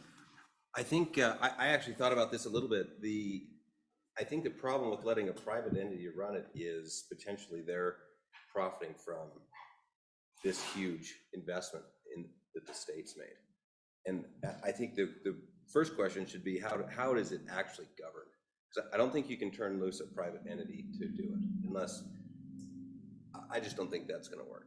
I wonder if a nonprofit organization couldn't be formed. We see this in our our communities that we have right now in how we distribute some of the development funds that go for different infrastructure projects or whatever. But I think potentially something in that organization structure, and we might want to look at the Whittington Center for how that works. I know they struggle a little bit in some cases, but a nonprofit organization would give us the ability to look for endowment monies. It would potentially help us roadmap future developments. You know, if you are profitable, then here's a way that we could fund some of those future developments rather than taking it from state coffers again. So there might be a governance question to answer first, and then potentially profitability. But my opinion is yes, it should pay for itself. There's no reason it shouldn't. Yeah, so Josh, on that issue, I want to capture for a future meeting on the governance side. And what we want to do is reach out. I'm curious, you know, the 501c3 model that what I'd like to do is maybe get somebody from Whittington Center on a Zoom call with us that we can ask those questions. Somebody from a private facility, you know, does it pay for it? What's your O&M cost? And then maybe one of these others. And hopefully we could get them, you know, on a Zoom call. They don't have to drive all the way to Wyoming from Talladega, Florida. But my guess is, yeah, we can probably get them on a call to go through that stuff. I think we need to look at that. Again, you know, I think we need to be a little creative here, and maybe the 501(c)(3). You know, we do lease state facilities right now through state parks. We do that in Hot Springs State Parks. My experience is that hasn't necessarily been the best model. And so, but it's something that, again, what we wanted to do is not have any preconceived notions, is to get this out to the task force, get it out to the public, look at all the alternatives and come up with what we think collectively is the best way to go. And so, but if we can do that maybe for one of the future meetings on this, you know, the governance thing will be a little bit further down the road, but I think that's a good point. Let's look at those 3 or 4 different types of, you know, completely state-run, leased, 501c3. Obviously, we can't just turn around and sell it to a private entity. So that's, but it would still be interesting to see how they fund those. And as part of that, the endowment component too is something that we need to ask those questions. That may be something we could do as the legislature, is to put together a small endowment like we've done for State Fair and some of these other things to generate some revenue for the long-term O&M. Go ahead, Senator. Thank you, Mr. Chairman. It could also be a county-state partnership. I think like the Hot Springs situation was mentioned, and obviously that hasn't worked out as well as I would like to see it. And the pitfalls of other types of people running said facility. And then I just want to circle back a bit on the question about, is it going to pay for itself? And I think I've always been confounded by the statements about how much money something brings back to a county, you know, or a city or whatever be the case on an event. But it's absolutely difficult to capture. I mean, I think what I know from my experience is that when they give some sort of economic impact numbers, I may not believe those numbers, okay? But I will say this, the numbers are developed equally. So let's just say they're off by 50%. Well, at least you know everything's 50% off. I mean, I'm not going to go to the bank with that number, but I think it's important to note that they do generate revenue, and it goes well beyond the county or the city it's in. It impacts the entire state for many different reasons. So I don't look forward, I don't expect it to make a gross revenue income from, say, receipts to going into the event. It just doesn't work that way. I mean, and I'm a businessman. What it does do, though, is generate money for the entire state of Wyoming and all those entities within that state. And that's why I generally support these things, if it makes sense. And I think this does make sense. This facility makes sense for Wyoming. And I'm still very supportive of this. Thank you. Mr. Chairman, just an interesting thought sort of on the path that you're walking down there, Senator Kolb. I guess just a thought, yes. The location of the facility and where that's chosen could actually drive a lot of that. There are probably locations that could have a larger spin-off effect, larger economic impact, more ability to bring people in versus all that. Just to say, I think that that may be something, and even the governance model that might roll out as we evaluate these locations. One format may not be the best format in the next town over and so forth. So just a thought there. You know, and I think that's, you know, one of those items we list is part of the RFP is, you know, not only, you know, part of that, you know, if you're going to say, look, we're going to provide you sewer and water and, you know, our county road and bridge or whatever, that's obviously going to have to be some type of joint governance arrangement, whether, I'll just use the example of joint powers boards. I mean, it wouldn't be under our normal, we'd have to authorize that kind of arrangement for a joint powers board, but it may be one of those where you have counties, municipalities, it could be the County Economic Development Corporation, right? With a city or a county. So, and through that structure, I think we could address some of that stuff. And they may want to form a 501c3. But again, I think you leave a little bit of flexibility to your point. It may be different from location to location, even on the governance side. So some places have more capacity than others. So, all right, I think unless there's something that somebody wants to add to this, oh, go ahead, Dave. Thank you, Mr. Chairman. I really appreciate what Chairman Washut was saying about trying to make it as objective as possible, checking the boxes. Having said that, I do think there's a lot of pros around this table, and we probably do need to look at some of those subjectively when we're starting to look at that criteria. And so I just don't want us to shy away from that. When you talk about topography, how do we determine that in the criteria? Well, that's really cool, and they've got some topography. They should get a higher score because theirs isn't quite as good. I'm not sure it's a checkbox on those types of things. I just want to clarify that piece. The other thing I would throw out is, you know, we do quite a few RFPs throughout the year, and I think one of the things we look at a lot is, here's the must-haves. Is the what? The must-haves. Okay. You must do these things. Here's a list of everything else that you could throw out there if you want to get extra points. And that may be something to look at. It's a lot like what you were saying. Here's our number one priority all the way down to number 10. But once we hit that 10, how are we going to measure that next step? And so I just wanted to throw those out. Thank you.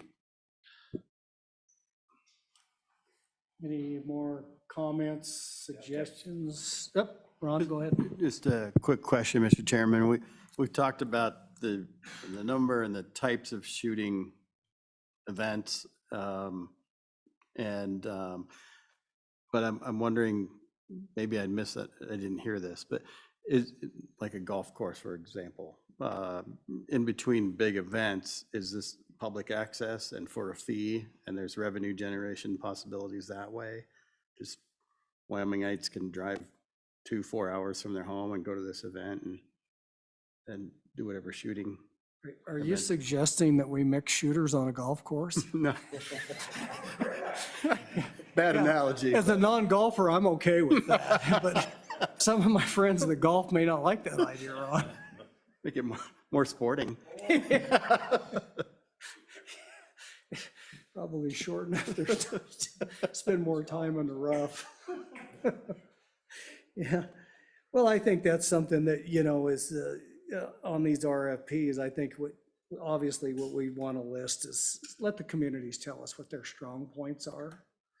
You know, do you have 18 hole, you know, list your other amenities that people might be interested in staying for.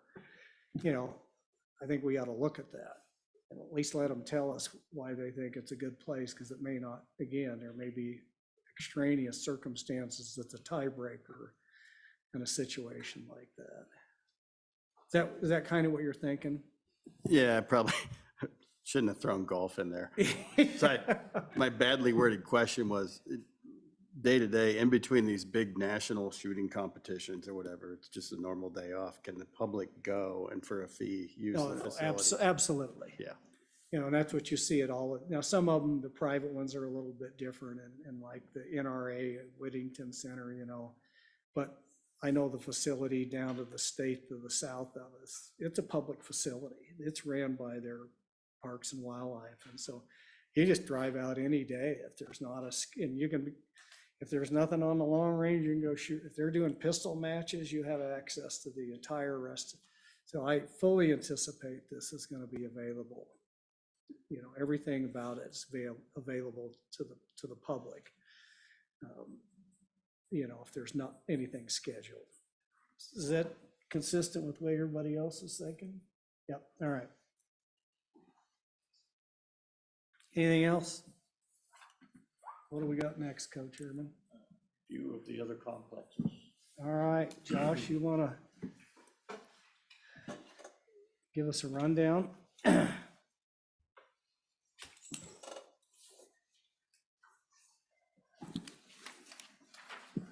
Sure thing, Mr. Chairman. I provided this just kind of brief overview of some other shooting facilities. If you go on to the next page, you kind of see the list there. There's 8 facilities.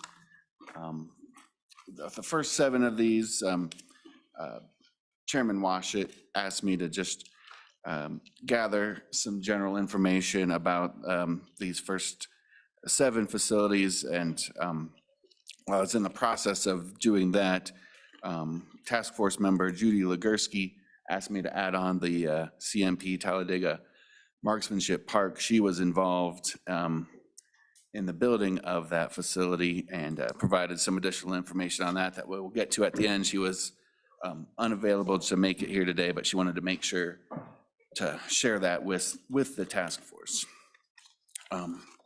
So the first one here is the Cameo Shooting and Education Complex down in Grand Junction, Colorado.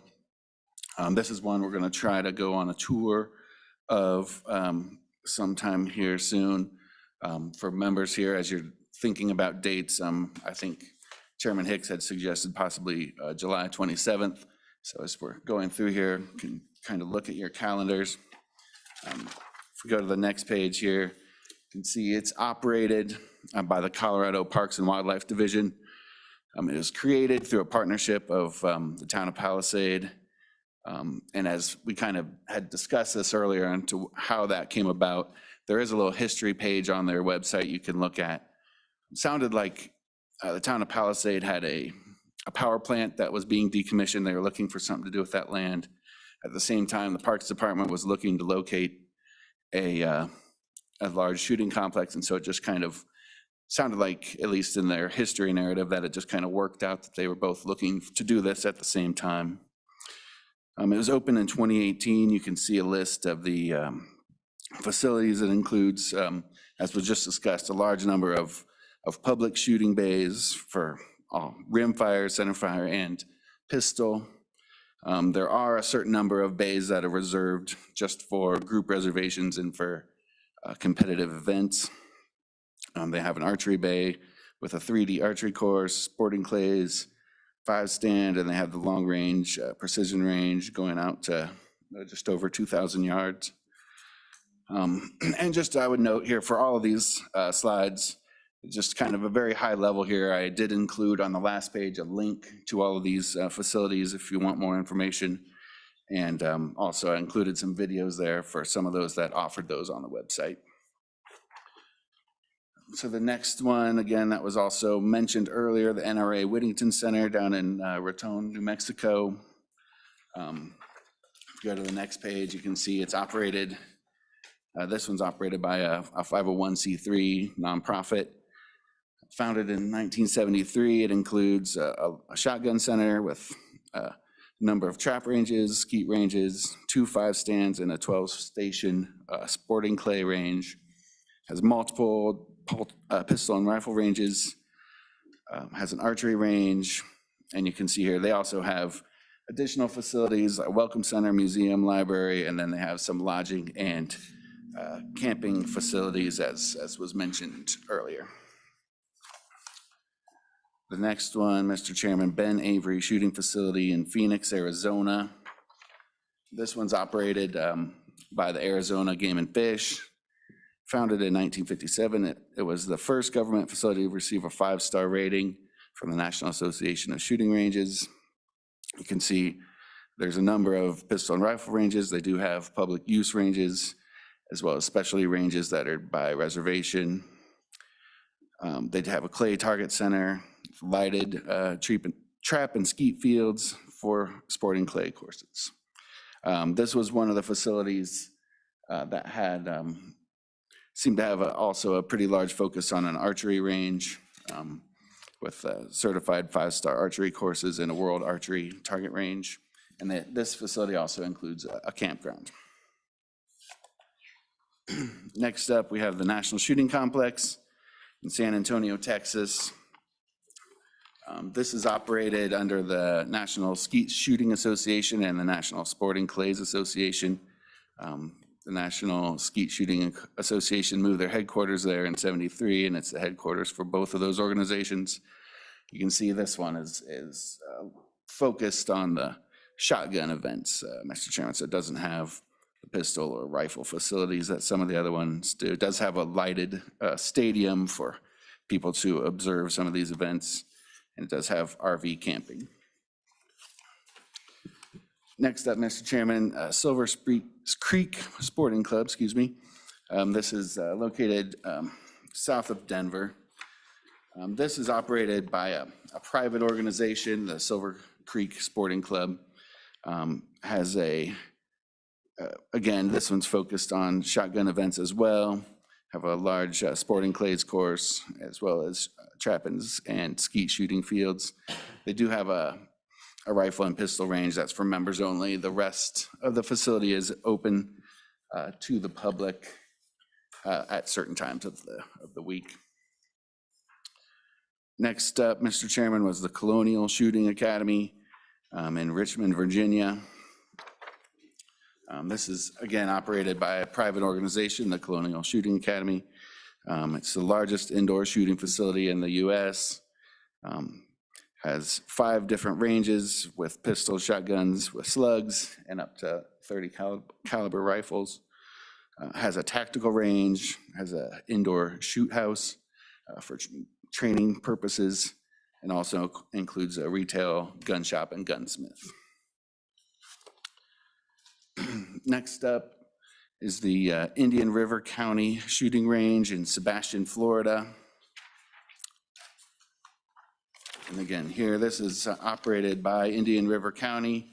It's located on state land leased from the Florida Wildlife Conservation Commission, developed using funds from U.S. Fish and Wildlife. See the facilities there: pistol range, rifle range, 3 lighted skeet and trap fields, a 5-stand court, and a sporting clays course, as well as an archery range and walk-through archery course. And then the final one, CMP Talladega Marksmanship Park. Again, as noted earlier, this was suggested by Ms. Legursky, who couldn't be here today. She was a member of the Civilian Marksmanship Program Board. And you can see that that park is operated by the Civilian Marksmanship Program. She indicated that this was built in 2016 at a cost of about $27 million.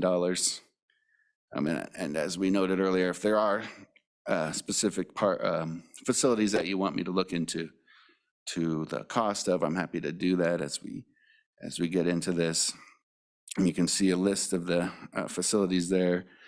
This was all information provided by Ms. Legursky. You can see I have a number of different rifle and pistol ranges, action pistol range. I have an unknown distance rifle range, trap field, skeet fields, sporting clays, and a 3D archery range.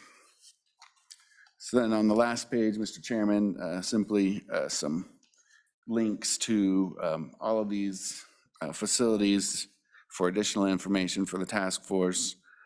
Of course, we could have included a number of other facilities across the country. This was just a quick list that we did to give this task force some information on what these facilities look like as we get started. Take any questions, Mr. Chairman.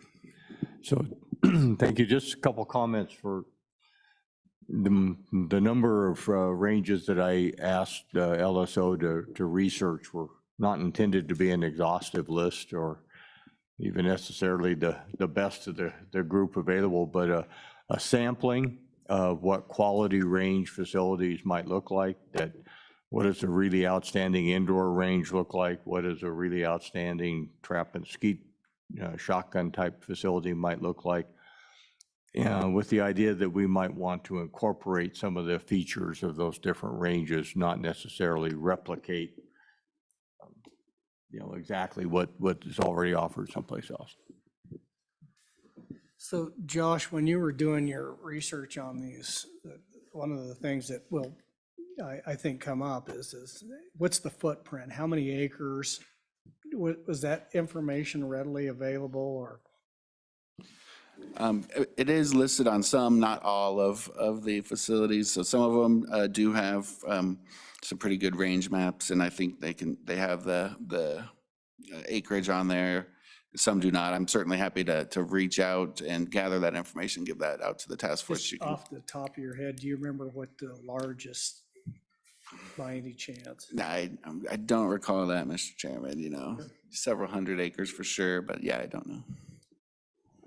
I don't know the exact acreage, but I know that the Texas National Shooting Board claims to be the largest in the country of that type of facility, at least. So we'd want to be 25 acres larger than anything in Texas. Yeah, we want to be bigger than Texas. Mr. Chairman, the NRA Whittington Center, on their website, it's 33,000 acres. So it's pretty large. Well, that's an entire ranch. Yeah, and they have the camping and the mountain biking and stuff like that, but it's, yeah. See what we can do. Well, we just need to get one of those folks to donate the state a ranch for this, and we can do that too. My recollection, that's how that came about.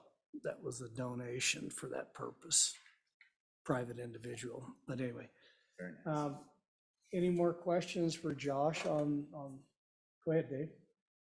Mr. Chairman, Josh, any of these on federal lands? Mr. Chairman, I didn't look at that specifically. I can certainly look, and I did note, the first one, Cameo, was land that I believe the city purchased from a decommissioned power plant, and then the Indian River County was on state land. I'm not sure if any of them are on federal land. I can definitely look into that. Thank you. I would assume not, but I was just curious. Thanks.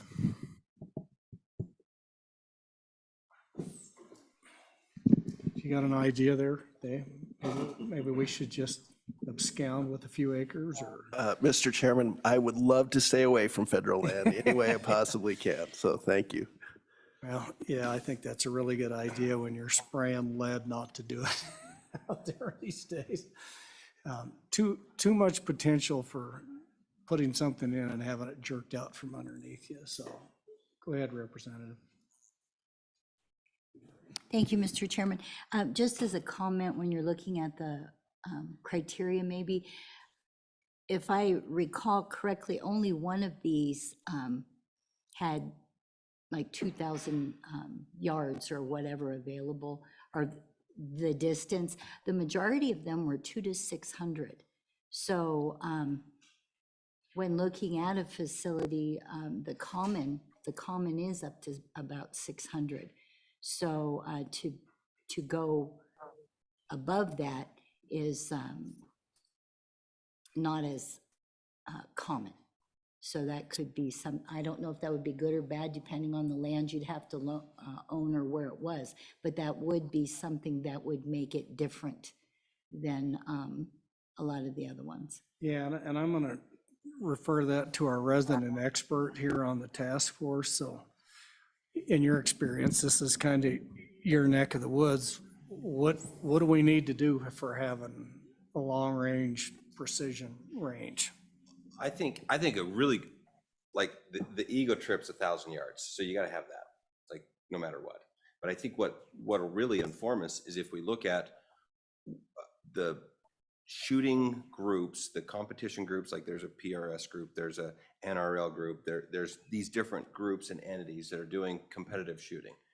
And if you take a look at like the draw for a competitive shooting match in the PRS, it's not uncommon to have 200 people. We just hosted one on our little spot back there, and we had 150 plus people that came. I think Nephi's boy won a trophy there when he was up there, shot really well. But that's just our little entity, and we were shooting well out past 1,000 yards.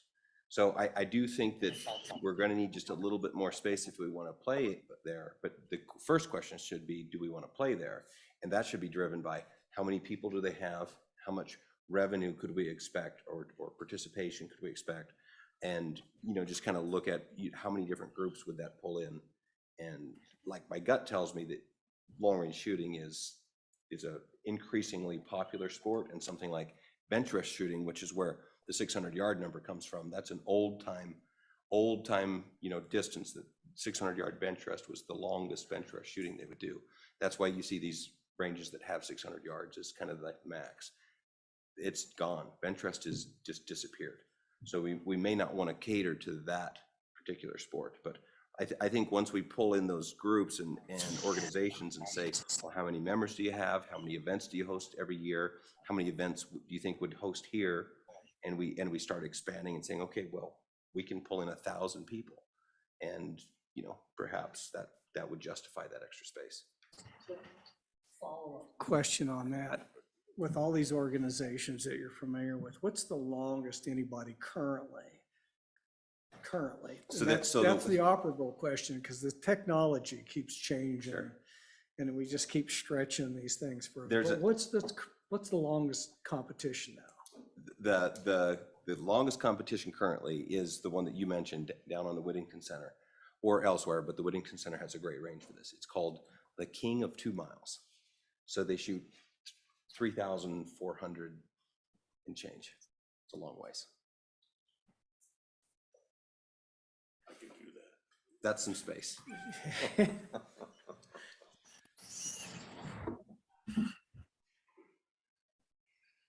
Go ahead. Thank you, Mr. Chairman. So with that knowledge, I guess the bigger question comes up is how much better do we want to make this facility?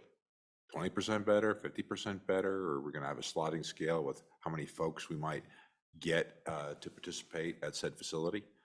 I mean, what's the return, the ROI on making it larger? But certainly, I think making it larger fits Wyoming.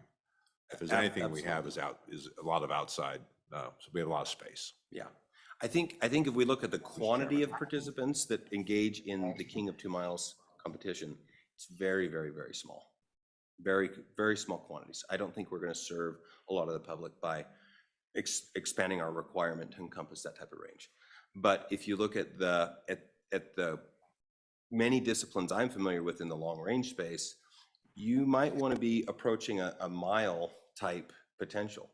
And that would encompass almost all of the different groups, the different disciplines, ELR shooting, precision rifle shooting, the hunting competition.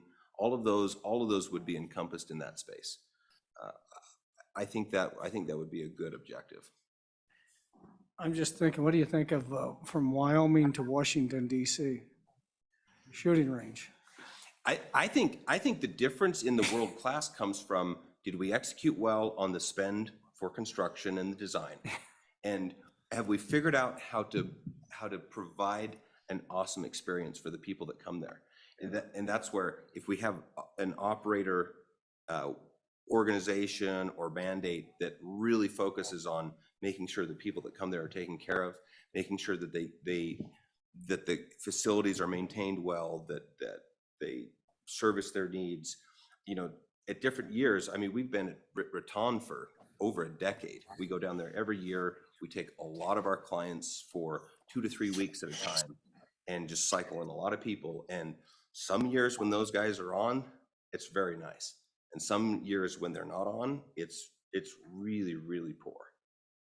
And that is what's going to make the difference between world class, because a lot of people can construct something great, but can you operate it in a way that the people that come there will go away and say, I'm coming back next year? Go ahead.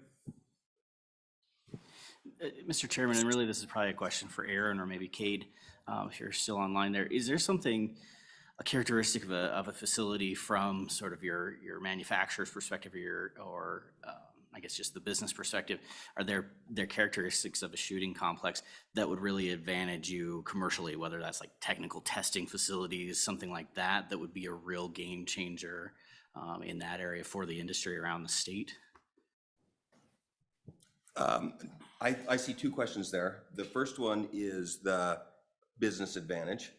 If we develop a facility anywhere in the state that has long-range shooting capabilities, I will do everything I can to make sure that my business is bringing clients there, and that I would like to bring our training, program at least several times a year to that location. So I suspect there would be a lot of businesses that would have the same approach. There's a handful of businesses in the state of Wyoming that do the same thing we do. They like to build guns and to shoot distances and teach their clients how to do it. So I think that there would be a lot of business engagement, for the right facility, in addition to competitive shooting sports or other. On the technical testing side, probably yes, but that would get very complex. I think we are just getting ready to take delivery of a measurement system called a Doppler radar that allows us to shoot out to and measure the speed of a bullet out to almost 2+ miles for a sporting good sized bullet. That's actually pretty hard for us to find a space that's that big where we can do that type of testing. It's set up to be mobile. There's a great facility in New Mexico that allows this. It's in conjunction with the university. Might be something worth looking into is there a university connection to maybe the engineering department or something, and setting that up and applying it. I will tell you that the industry, the firearms industry in general, isn't as sophisticated as you think it is, but I think will be pointing more and more in that direction. So potentially that would be a far-seeing investment that could pay dividends.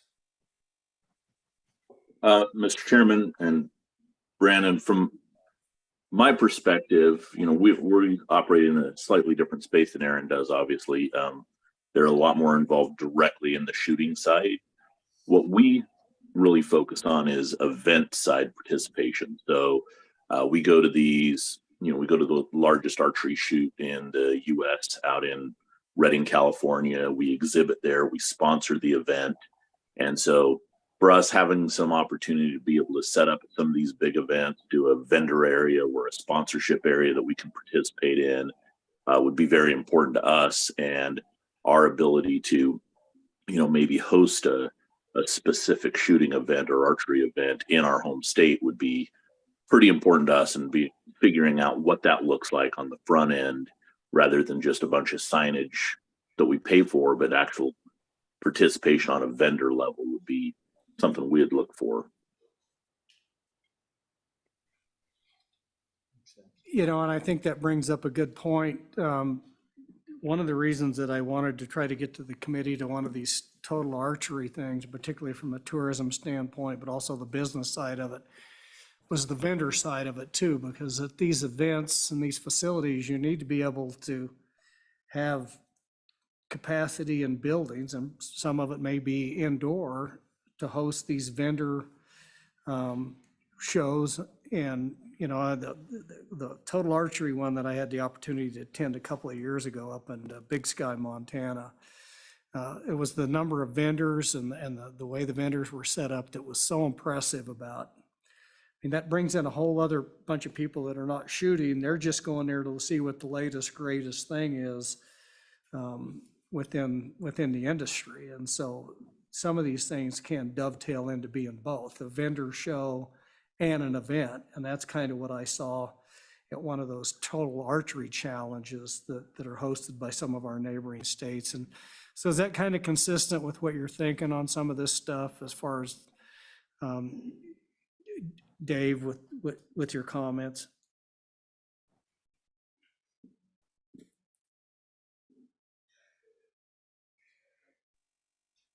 Was that for me, Mr. Yeah, Chairman? that was for you.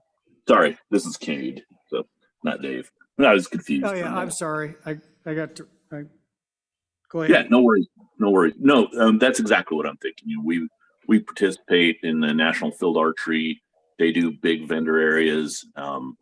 There's just a lot of opportunity, and you know, not only the people that come to do it, the vendors themselves spend a lot of money on hotels and restaurants, and their word of mouth and spread throughout the community about the places to be and the events to participate in really impact. You know, they're seen as kind of influencers on where to be and what the next great place is to be. So, taking that into consideration and really being intentional in our design on around that would be, I think, a very positive step for the complex. So go ahead. Yeah, thanks, Mr. Chair. Just thinking out loud here, Josh, do you know, is there anything in Colorado Springs? I'll date myself here, but whenever I was in the military back in the 90s, I visited like an Olympic sporting shooting complex that the Olympics trained at, but then it was open to the locals also. I think it was mostly indoor, but I'm just wondering if that's something close that we could look at and get ideas from. Mr. Chairman, yeah, I'm not aware of that specifically, but I definitely can look into that and certainly send some info back to the task force. And I guess also to add, you know, when we talk about distances from a sports people or sports person perspective, you know, 600 yards, we hear people call and consistently ask, we want to shoot further. Where can we go to shoot further? So a lot of facilities do not have anything past 600 yards. So I would agree that we probably need to open the window a little bit and look at least 1,000 or longer yards, because with technology and the sports people out there, they get their hands on this equipment. There's nowhere for them to go train, which if we can give them somewhere to go train and be more proficient, our wildlife would really appreciate that.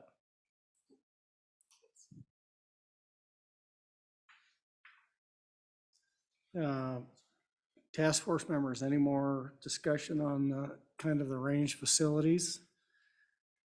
Oh, go ahead. Yep. Mr. Chairman, one of the things that I'm finding very interesting, and I was fortunate enough to get down and tour Cameo and spend some time this spring down there with them. They provide the facility. And I think we're hearing a lot about groups coming in and holding these events. And I think that's an important aspect for us to consider when we're putting that criteria together. We don't need party planners. We need guys that can actually go out and manage the range. And these people bring in their own people to do that. That may not be the way we want to go, but I think it's a good cost-saving measure as we're looking at that. Let's create the world-class facility. They come in and lease the spot from us. We step back, make sure everything's running smooth, and move forward. We'll go to a representative and then Altman, and then come on back. And just one more comment. Oftentimes, we create wonderful, beautiful things, whatever it might be. But I just wanted to, I know for myself, being here in Wyoming, to go along with what you were talking about with the groups and things like that, I guess with Cameo, it seemed as though the facility was more outside. The bunkers and all of that were, and they didn't have as many buildings as some of the other complexes. I guess what I would like to keep in mind for myself as well is, okay, what time of year do these events occur? And what kind of trainings would we want to do so that we know how big of a facility we may need to have under roof and how many things could be outside in January, February, March, April, like that. So just to keep that in mind, because the space would probably be different, the cost could be a little bit different. The opportunities for what kind of groups would be different depending on what we have for that time of year. And if we want it to be 12 months out of the year, great, but what groups would come? Would archery, so that would that be outside or inside, or the trainings for maybe the police or whatever, would that be outside or inside? But just to keep that, how much under roof or how much could be expanded to at a later date. And that's my final comment.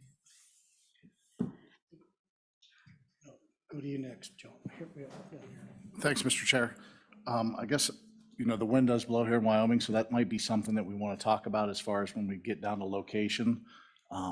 That's one thing that was on my mind. The other thing is we might want to talk about maybe reaching out to the Douglas Training Academy for the law enforcement side of things to maybe understand what maybe some of their expectations might look like from the state law enforcement agencies to the local agencies as far as what their challenges and struggles are. I know at my time at DCI, we struggled to find long-range places to shoot and places that would, I guess, accept that type of shooting during the week and all that. Yeah, and I thought about the same thing too. How do you develop a dual facility that facilitates what law enforcement needs, what type of targets and ranges? And Josh, go ahead. I can't remember, I have to go back and look, but I remember specifically at least one or two of these facilities had parts of the range that was specifically set up and reserved for law enforcement. Yeah, and could you check with the state troopers too and see what at Douglas, because I know we're in the process right now of redoing everything down there. It was so antiquated that if this could be somehow incorporated, or at least make sure that it meets their needs. So if they just need a place to practice or hold matches, and it's someplace else in the state of Wyoming, it would have the capability to do that for law enforcement purposes. Mr. Chairman, thank you. A broad question. Has there been an inquiry, or can we ask for an inquiry from the shooting sports organizations, people that are actually involved, on what they may want, like their members? What do they want? What do they hear? I don't know if this has already been asked, and you've been busy with this. That's the next presentation. It's the next presentation. Well, then I'll refrain from saying anything else. Thank you, Mr. Chairman. That was just an awesome lead in there, Senator Cole. Does committee anymore? All right, if we can have our representative from the National Shooting Sports Foundation, come on up.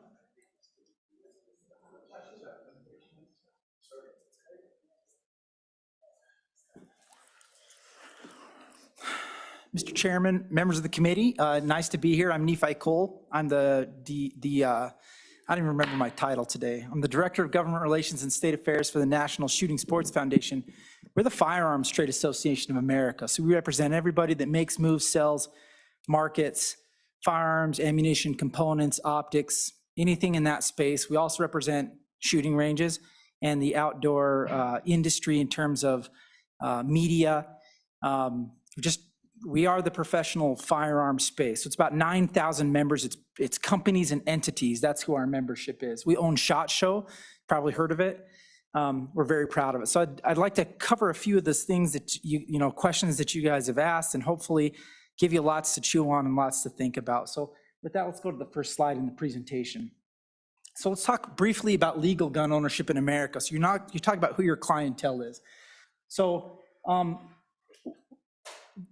in the United States of America, a little less than 50% of American households admit to having guns in the household. And so those are people, if you call them on the phone, do you have a gun in your household? Those are the people that are going to say yes. So it's almost 50%. We actually think it's probably a little bit higher than that, people that actually own firearms. I want you to know that in the last several years, this number now is closer to 20 million people have purchased firearms for the very first time since the beginning of the pandemic. So that's a huge number of Americans who didn't, and this isn't firearms purchased. This is new people that have purchased firearms, people who weren't gun owners before that have entered that space. Go ahead, next slide. So there's a lot of change in that, and I'll get back to this later, and I have a lot of slides, so I'm going to try and quickly go through them. Just know that these people don't necessarily look like your traditional firearms owners when you're talking about your new firearms owners. So, and a lot of times when we think about ranges and who you're serving and what people want to do, just know that that's subject to change, and that's the most important thing to take home from this slide. Next slide. So what firearms are in demand in the United States of America? If you were to look at what people buy in the United States of America, about 15% of guns that they buy are your traditional hunting style rifles, so bolt guns and whatnot. About 20% of the firearms purchased are also long guns that we call modern sporting rifles. So those are semi-automatic rifles, AR-style rifles. So it's a larger percentage now than your traditional rifles. What's really important is to note that about 50% of Americans purchase handguns. So that's the largest part of the American market is handguns. And then shotguns are about 10%. Muzzleloaders make up a small portion as well. Next slide. So of those handguns, just a few stats about handguns and rifles. I won't spend too much time on them because we've got a lot to talk about. But just note, and this is important for some discussion coming up, about 70% of firearms purchases in America are these semi-automatic rifles and handguns. And that's very important when you start considering when people are talking about, well, what's an okay firearm legally to own depending on what state you live in, or should we ban, for example, the Feinstein assault weapons ban proposal from a few years ago? That's every one of those guns in that 70%. That's 70% of your market nationally. It would have been termed an assault weapon because it's a semi-automatic center fire weapon that holds a magazine. Next slide. Why is that important? Well, there's this tax, actually, that most people don't know that we pay. Aaron knows he pays it because he writes the check for it. It's called Pittman-Robertson. It's a manufacturer-based tax. You, as a consumer, don't see this tax when you buy ammunition and firearms.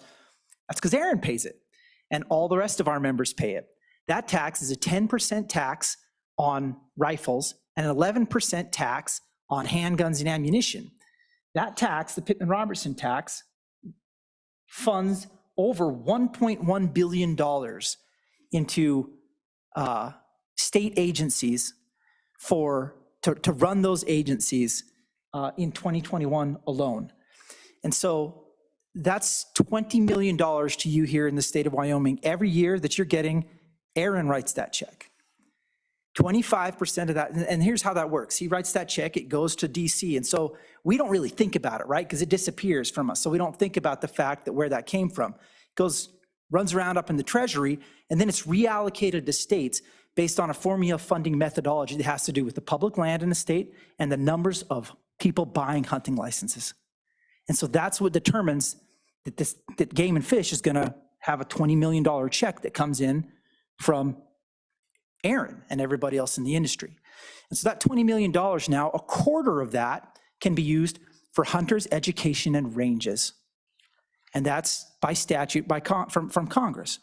And for that money that comes in from Pittman-Robertson, we passed legislation on the national level that lets you cost share ranges at a 9-to-1 cost share. $9 of federal money coming in from PR, Aaron's money, and $1 of state or local money to do cost share on that. So just know, you don't always see this money when you talk about the ranges. Like, do they pay for themselves? Well, that depends on how you think about it. Up the road here, there's the governor's match going on this weekend. They're gonna shoot conservatively 80,000 rounds of ammunition. That's $24, that's $24,000 worth of ammo if it's 30 cents a round, which is being very cheap today. The tax revenue from that event this weekend, just from pulling the trigger every time you go bang, will be almost $3,000 in revenue. About $700 is gonna come to the state just from that they can use on ranges, just from that event. And realize that events like that are going on in all over the United States of America today. And every time you go, you hear bang, 10%, just think about this, bang, nickel for conservation. Because that money, a quarter of it can be used for ranges, and it's really not. But 75% of it must be used for conservation of wildlife habitat. So that's important because when you think about what funds conservation and habitat in the United States of America, remember that 70% of firearms sold aren't traditional hunting weapons. So 80% of Pittman-Robertson funding is coming from people shooting at ranges. It's not the traditional, but that's the sport, that's the Wildlife Restoration Fund. So let's go to the next slide.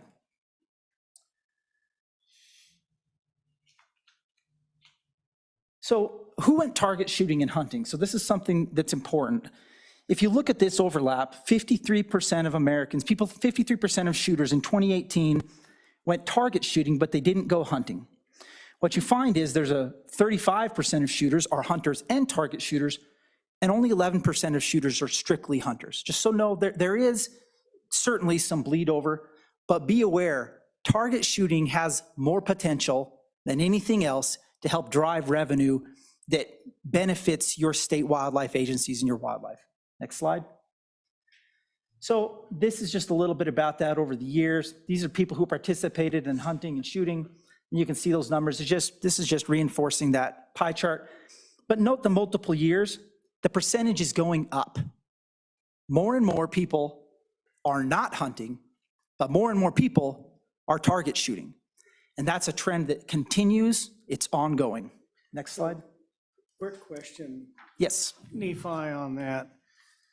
And this, and maybe the data is available, maybe it is, but how does Wyoming's trend and some of our western states' trends, do they follow this exact same national trend, or we buck the trend a little bit? I don't have the specific numbers, and the answer is both.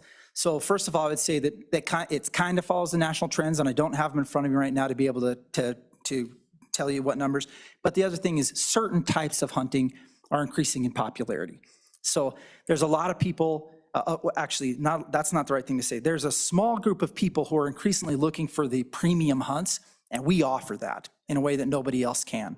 And so these premium experiences, we're really gaining from that. Game and Fish would probably have a lot better information on our hunter numbers. I think we do have good hunter retention numbers in this state and growth numbers in this state, so we kind of buck the national trend that way.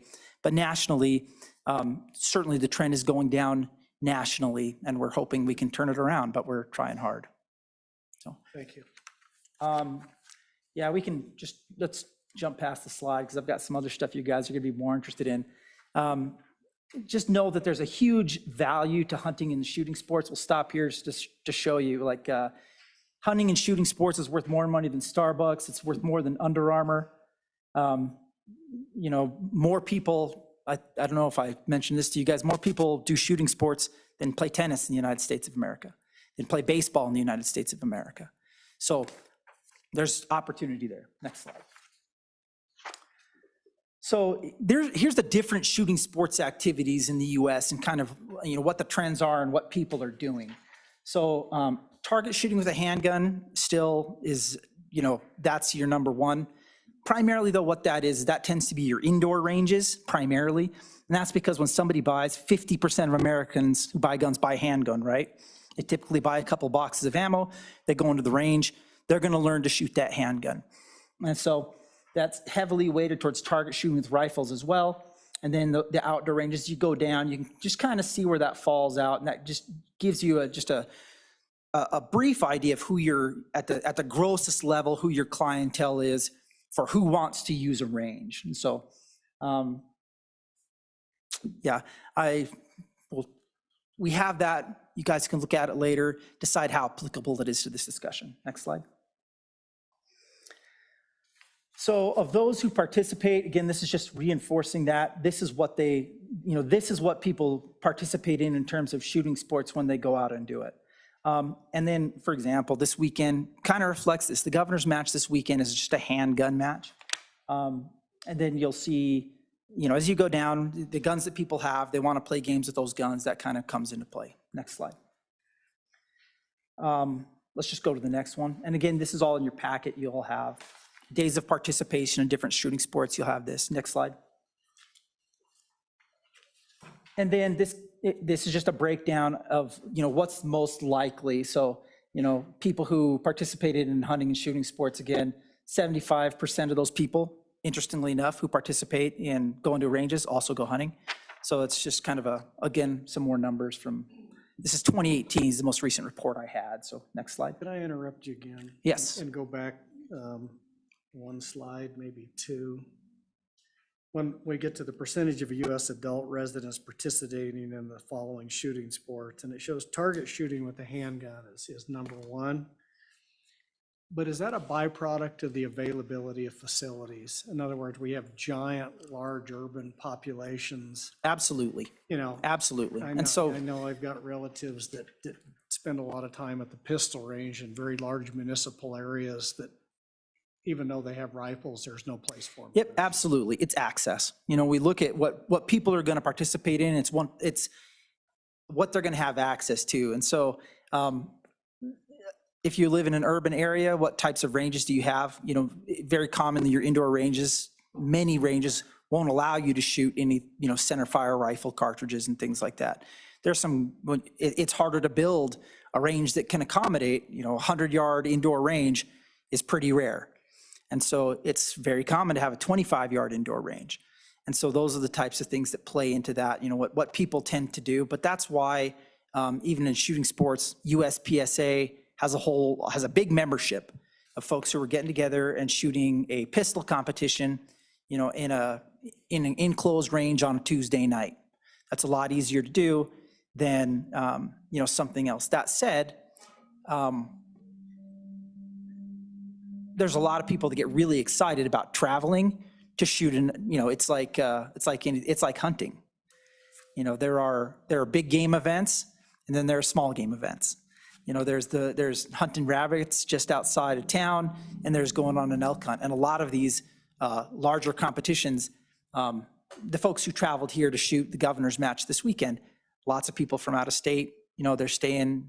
It's a different clientele. They're staying in hotel rooms. They're going to restaurants. You know, they're bringing the family. That's different than shooting, you know, a competition, you know, on a Tuesday night at the local range.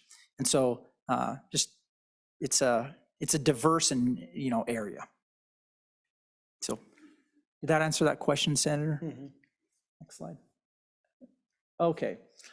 And this is that, just to show you, this is what people are participating in. You'll see shooting sports where that lands in terms of, you know, who are doing these. 18% of Americans, that's pretty good. You know, weightlifting is better, but, you know, let's see. At least we're beating soccer. At least more people are doing shooting sports than playing soccer. That shows we live in the right country still. Let's go to the next slide. So what are those shooting sports? Let's talk a little bit about them, and then I'll talk about what kind of facilities they need. Go ahead to the next slide.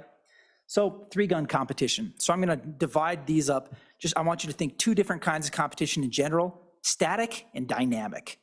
And so we'll talk a little bit about those.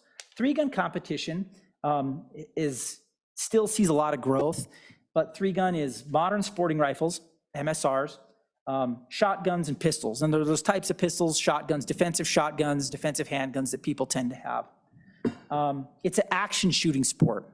So these are non-traditional, and you'll see these as we, you know, move forward. But a lot of times when people think of shooting sports, the dynamic shooting sports are like, you got a big line, right? And you stay in one spot and you shoot like a target, and you just keep shooting that target. That's a more traditional style of shooting sport.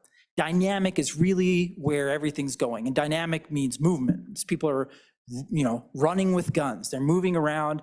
Targets are at different ranges. So this is an action shooting sport where people are running around with 3 different guns and shooting stuff. It's typically done on a square range, but they can also use terrain. So I'll show you this when I show you some ranges. So think square range, 3-gun. Next slide. IDPA, this is also typically done on a square range. It's defensive pistol. And these are guys who are using their carry pistols, stuff that they would carry around every day from concealment. And it's action shooting sport. Your bays for IDPA, your needs there are typically small bays of about 30 yards. Next slide.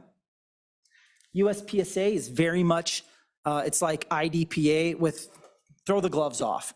And so that's what the governor's match is. And it's shooting handguns as fast as you can possibly shoot them. Primarily handguns. They do have multi-gun as well. It's an action shooting sport. People are moving very fast, shooting a lot of ammo. And it's typically on square ranges, although some of the more prestigious events are terrain-based. So the prestigious events have you out, you know, running through gullies and things like that. That tends to be the prestige 3-gun events. Next slide. Steel challenge. This is drag racing with a handgun. And basically it's just steel plates, shooting 5 steel plates as fast as you possibly can, 5 times. And so they're gonna get a total score on that, but it's really easy to watch. they put it on ESPN and stuff. It's just like bing, bing, bing, bing, bing, you know, down the line. Steel challenge, square ranges, short yardages. Next slide. PRS, Precision Rifle Series. So what's this? This is rifles. These are rifle shooters. So it's an action shooting, but it's usually from a more controlled firing line with PRS. And it caters to heavier tactical guns. So PRS guns tend to be a bolt gun that weighs like 18 to 20 pounds, long ranges, 100 to 1,000 yards, and timed events with multiple steel targets. And so that's a PRS gun. That's a guy shooting the match. And so you have our targets where a guy is, you know, really reaching out there and shooting targets at multiple distances under time. Next slide. NRL Hunter. This is where I make my cameo appearance in the presentation. This is the NRL Hunter matchup in Cody, and it's National Rifle League Hunter event. It's a simulated hunting scenarios. You're using hunting style rifles, like in terms of caliber, weight, things like that. It's terrain based. And so this is not going to be on a square range. This is going to be on a mountainside somewhere, and you're simulating hunting scenarios. You're shooting 100 to 1,000 yards, and you're finding steel targets out there in the landscape that have been hidden, and you're trying to put bullets on those steel targets. Super fun, highly recommended. Next slide. SAS, Single Action Shooting Society. Old West style revolvers, and then lever guns. It's action shooting again, so you're moving around, and 0 to 50 yard ranges. Next slide.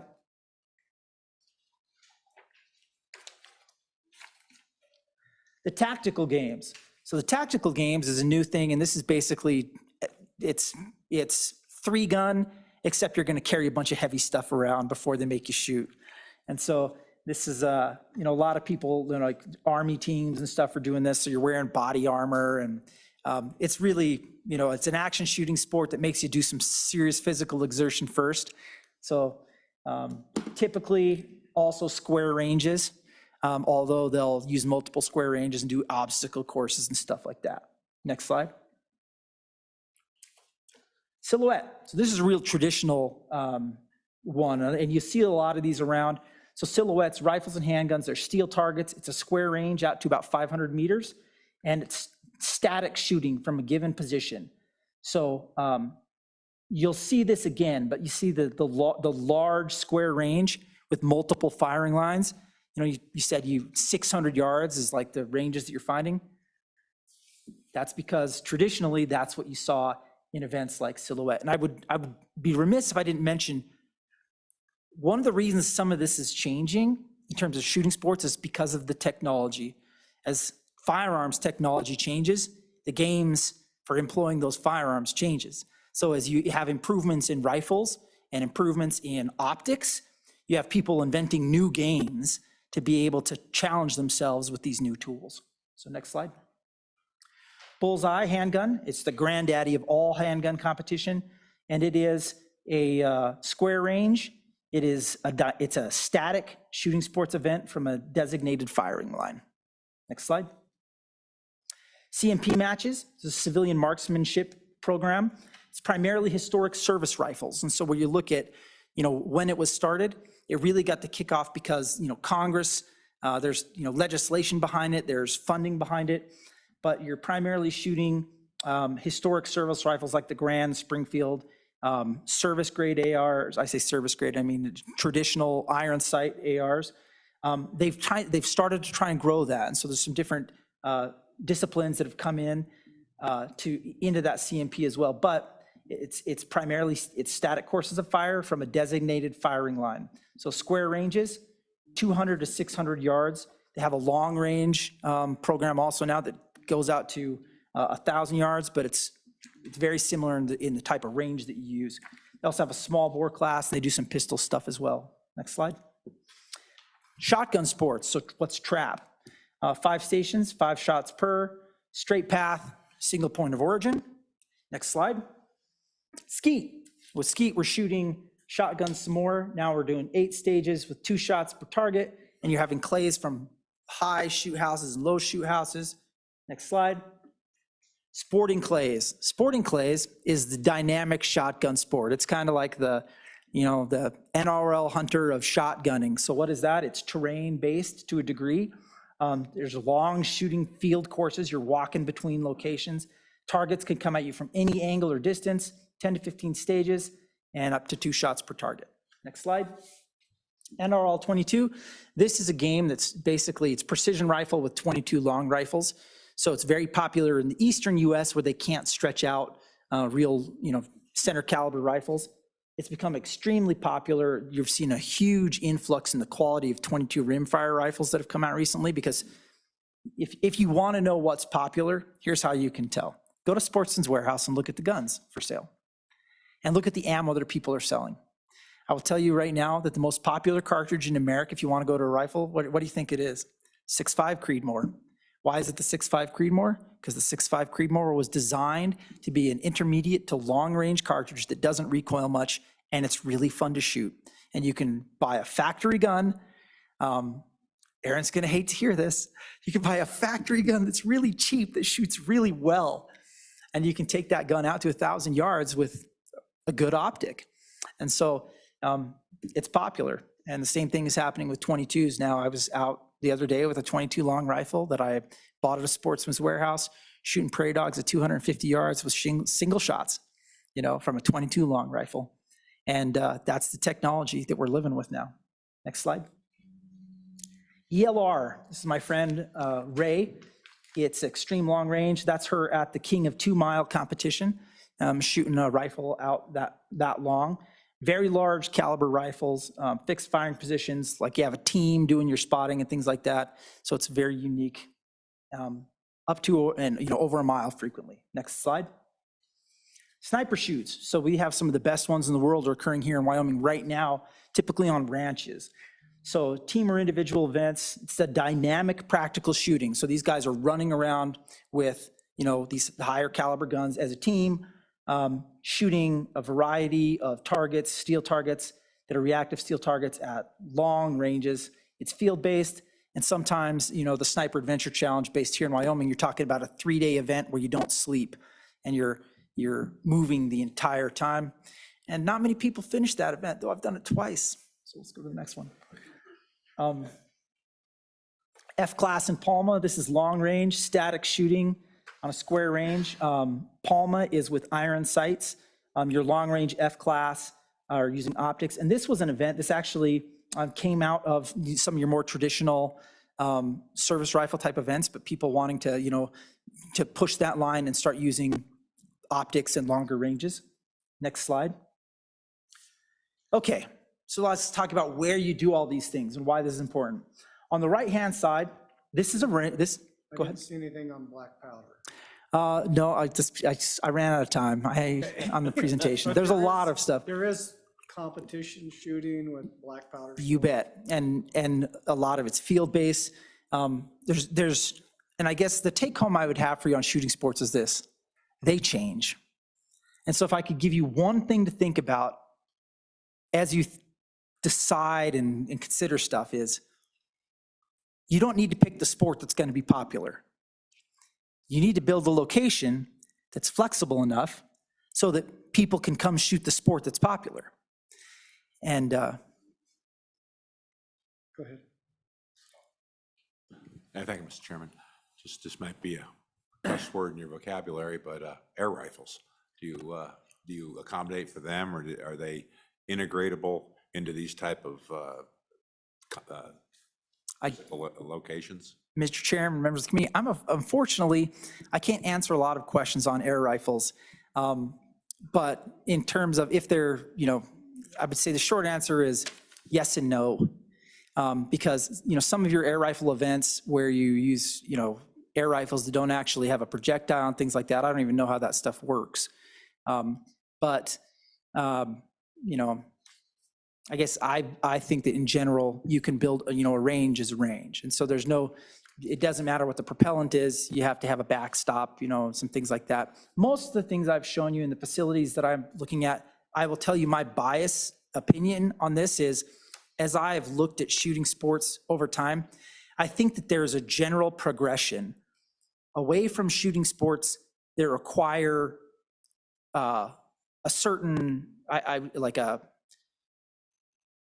don't want to say level of oversight, but you see less and less shooting sports that are square ranges and people wanting to, to move more.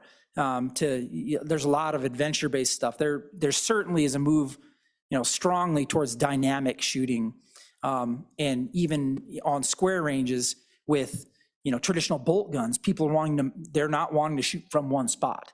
They're climbing over tires and they're, standing on a roof and things like that. And that you'll see, and I'll talk a little bit about this at the end, but one of the impediments to really a facility attracting new events and things, it can be management. If you have a facility and your management of that facility is stuck 20 years ago, and it's like, I don't let people run with a gun, you're not going to have 90% of modern competitions, because 90% of modern competitions, people are running around with a gun. And they do it safely. It's shooting sports has an extremely low, rates of, I didn't bring that slide, but it's safe because we do it safely. And there's lots of ways to do that. But just know that that's, people are into adventure. That's what they're doing now. At Cameo, and this is the Cameo parking area, this is how they've tried to accommodate things like that. So at Cameo, they have a large event area. These are all those square bays on the right that are blue. Those are all like your 30-meter, your 50-meter bays. And it's kind of cool. All those bays are wired for televisions. They all have a little shoot house in there where you can put a big live scoring TV up in there. Where the spectator parking is, you can see some of those longer ranges. At an event we held there, we used those for vendors in those ranges. And you can see they have just a variety of different lengths, and it's neat how they made use of their space. Next slide. At that same location now, you can see this is a photo. So now that you've seen what those areas are, you can see the little houses where competitors can hide from the sun. Over here at the other facilities, like there's a large, where the balloon is, the gray balloon, that's just a large pavilion where you do barbecues and award ceremonies. And they've got another one over there to the right. What isn't seen on this is now they have a facility where you can actually see to the bottom right of the gray balloon there, there's a bunch of, it looks like a little, bunch of stuff stacked up right there. Those are the golf carts.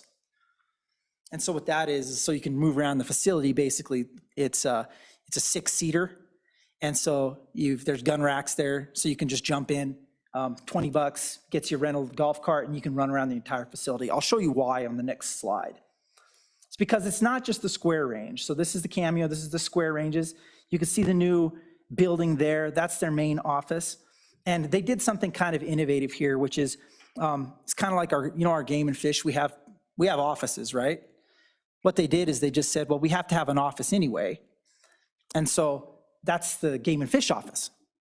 And so when you see Cameo, and I want you to think of this as a golf course, because all you do at the office is you go in and you pay for your tee time, and then go play golf. And that's the way this facility is run. You come in, if you come in as an individual on a random day, you come in and you pay your fee to the guy at the front desk who's doing a different job there, because it's just his office. And then you go do your thing. You go out on the golf course, you go play golf. He's running the caddy shack. Next slide. So in addition to the bottom right is that facility we were just looking at, and these are the sporting clays area. So they have several canyons dedicated to these sporting clays at the Cameo facility. And Cameo is about 2,000 acres, by the way, and cost a little less than $10 million. I think it costs about $7 million to do the Cameo facility. And so here's where they do 5-stand in the north and south clays. And it's a world-class sporting clays facility that they have there in one of these canyons. And you really can't appreciate it till you see it in person. It's pretty neat. Next slide. So there's your square ranges. Now this is the rest of Cameo, some more of it. So here's your 3D archery loops. These are just the archery loops. So each of those colored lines, those are archery loops that are set up so guys can hike around and, launch arrows at fake animals. One of these doubles as it's an Olympic biathlon course, And it's also, they do bicycle biathlon during the summer, where they use mountain bikes, and then you stop at a spot and shoot your gun, and you drive off on your mountain bike again. Next slide. So this is the total footprint of the Cameo complex, and this one also you can see down, further down from the loops, you can see the 1,000-yard range, and they actually have a mile target as well. So you can see that kind of runs along a ridge there, and it's on the bottom left. And then the long rifle precision course, it's just a bunch of canyon walls there that they use for your NRL hunter style events and your precision rifle style events. Next slide. And this is just an example looking up at that hillside, and this is how that would be set up. So if you were looking as you're walking through that area there, the precision rifle area, there are steel targets. Every one of these things that you see is just a different steel target at a known yardage. And for events, typically what they'll do is you'll have, whoever's managing the event will put additional steel targets up in certain areas for the competitors to shoot at. And if you were shooting an NRL hunter event, say you'd have, someplace up a canyon there, they'd give you a sighting line, and there would be 4 steel targets that look like an elk. You got to find those targets and shoot those targets. But the match director would put those targets out. An NRL hunter event is 18 stages, like a golf course. Cameo, just so you know, if you go back a slide, because I think this is my last slide. If you go back one, the Cameo Shooting Sports Complex, we held an event there for 1 year, and unfortunately, then Colorado passed a weird law, and it just didn't make sense to do shooting sports events in Colorado. Cameo is large enough that you can hold 4 national level events at the exact same time on the same weekend. And so it's kind of like a wheel of a hub. There's a big parking area, and then you can go out to all these different activities.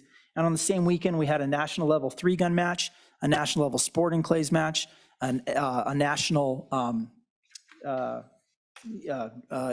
finals for the NRL Hunter finals. And at the same time, we were running the guys who run the, Senator Hicks, you mentioned the Total Archery Challenge. There was a miniature Total Archery Challenge going on. So all that happening during the same 3 days. And so then the center area then becomes a vendor area and just turns into a festival of outdoor stuff. It's pretty cool. Next slide. And one more. Okay, I lied, there's a few more. This is Ben Avery, and this will kind of highlight the way that things have changed over time. Ben Avery is a great facility. You can see that the facility is kind of built around, you see a large square range in the center with some berms, all those berms running across it. That's your high power range. And so that's the range where you'd have your CMP type events, where you'd have that, square range, static rifle locations. You can see Ben Avery is built around square ranges. And so that's kind of the older area. There is a rodeo arena. It's, I think, kind of towards the left over there.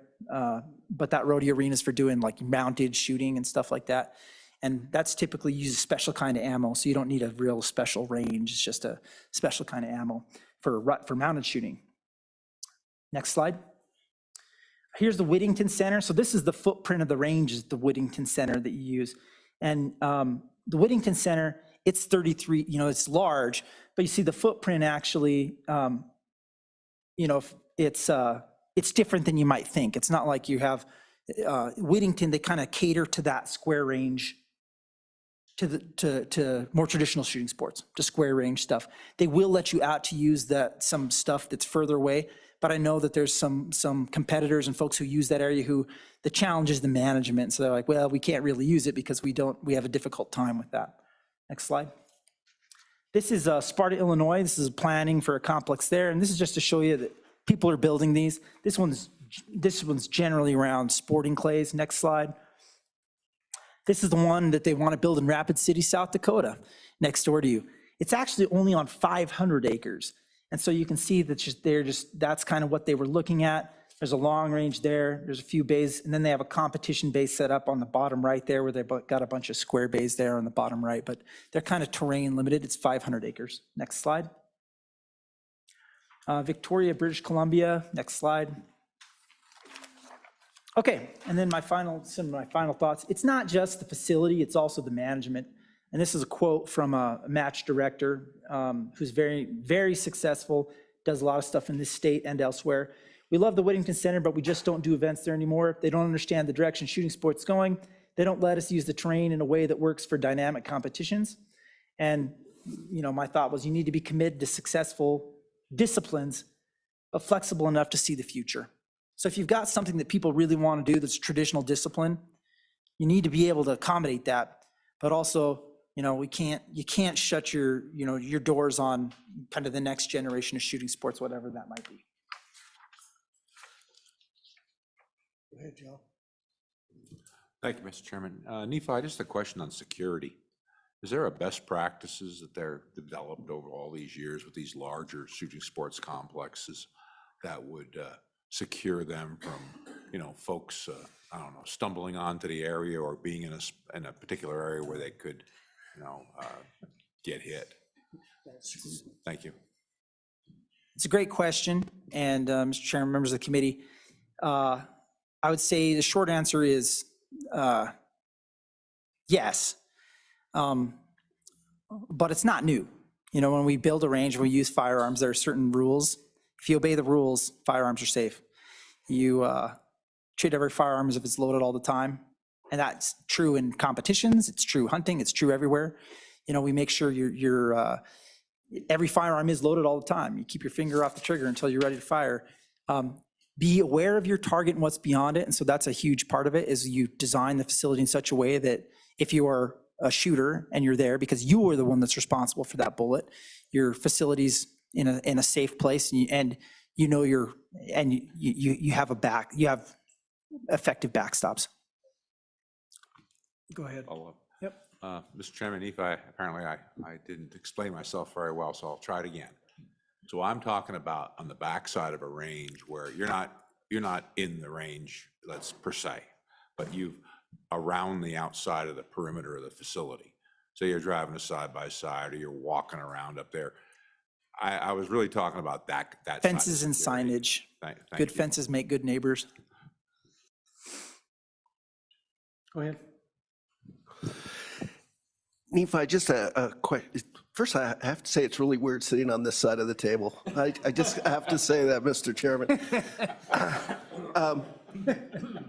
But Nephi, it seems like those match directors would be really key for us to talk to. Could you help us get connected with some of those match directors of all these different types of shooting sports? Maybe some of the cutting edge ones?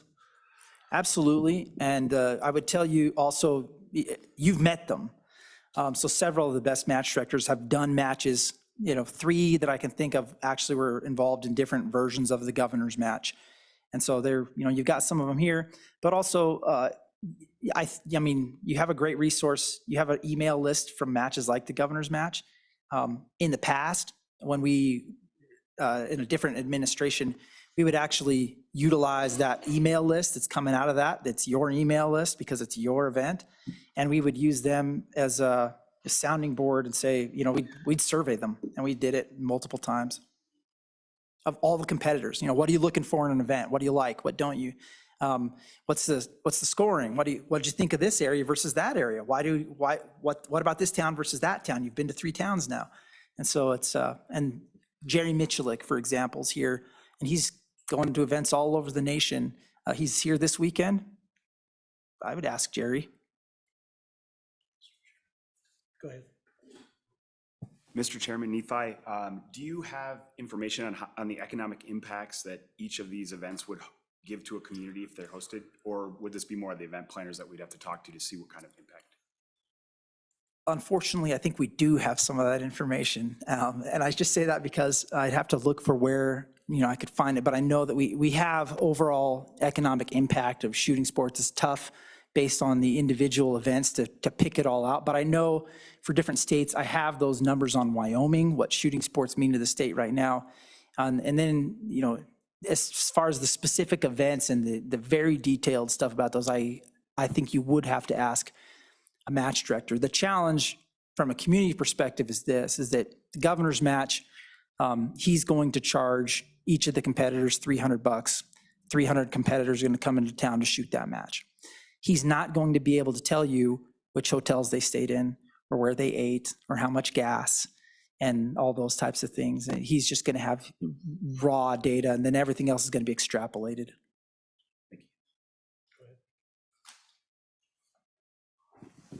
Nephi, are there particular things that competitors are looking for? We heard about how well they're treated, how nice are the accommodations, but what makes the difference between that experience of a match where you want to say, I want to go back next year and I'll bring my friends, as opposed to, it's okay? And the shortest answer is it cool? Because I would ask you, what brings you back to a place? And so it's a variety of things, and that's what makes it difficult. Because if the range is amazing, sometimes you'll overlook other things.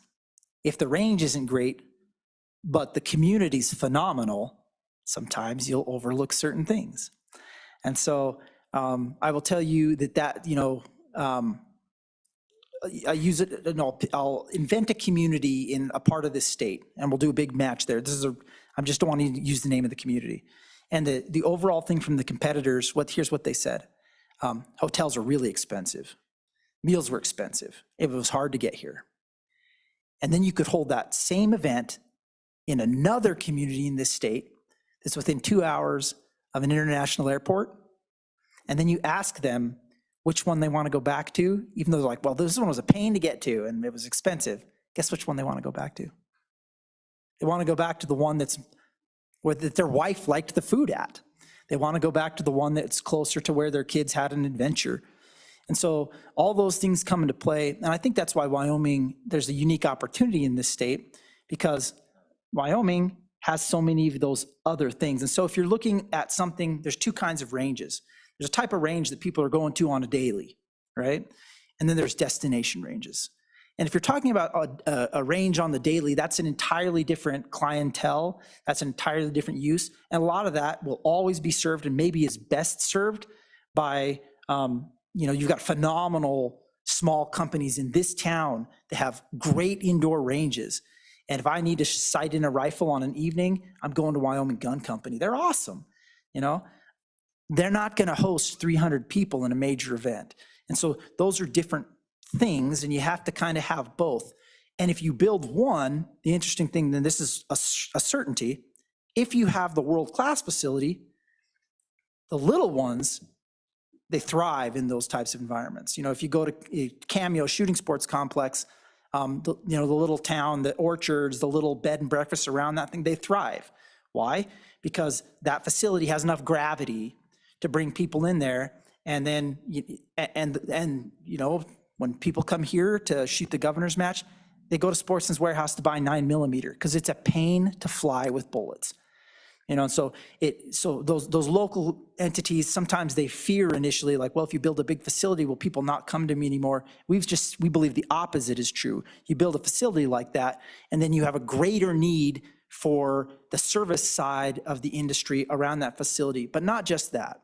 I know that there's been some discussions about where people stay. A lot of these facilities, people do want to tow their camper, and they travel in an RV, some professional shooters and things like that. But the other thing that people really like is they like showers and they like good food, and so I think that there's a huge pull to a facility that that's within reasonable distance of somebody being able to get a great steak. Because most of these events are, they're multi-day events where you shoot for half a day. And then if you're smart, as a match director, you kick people loose for half of a day so they can go shop and eat and hang out with their wife. Because you're not going to bring people back to an event 2 years in a row if their wife hated it. And so, and that's just kind of, some of the things that we see and feedback that we get from different competitors. Does it make a difference on what kind of steak? Elk steak, bison steak, moose steak? People should only eat steak? beef steaks, Senator. You know that.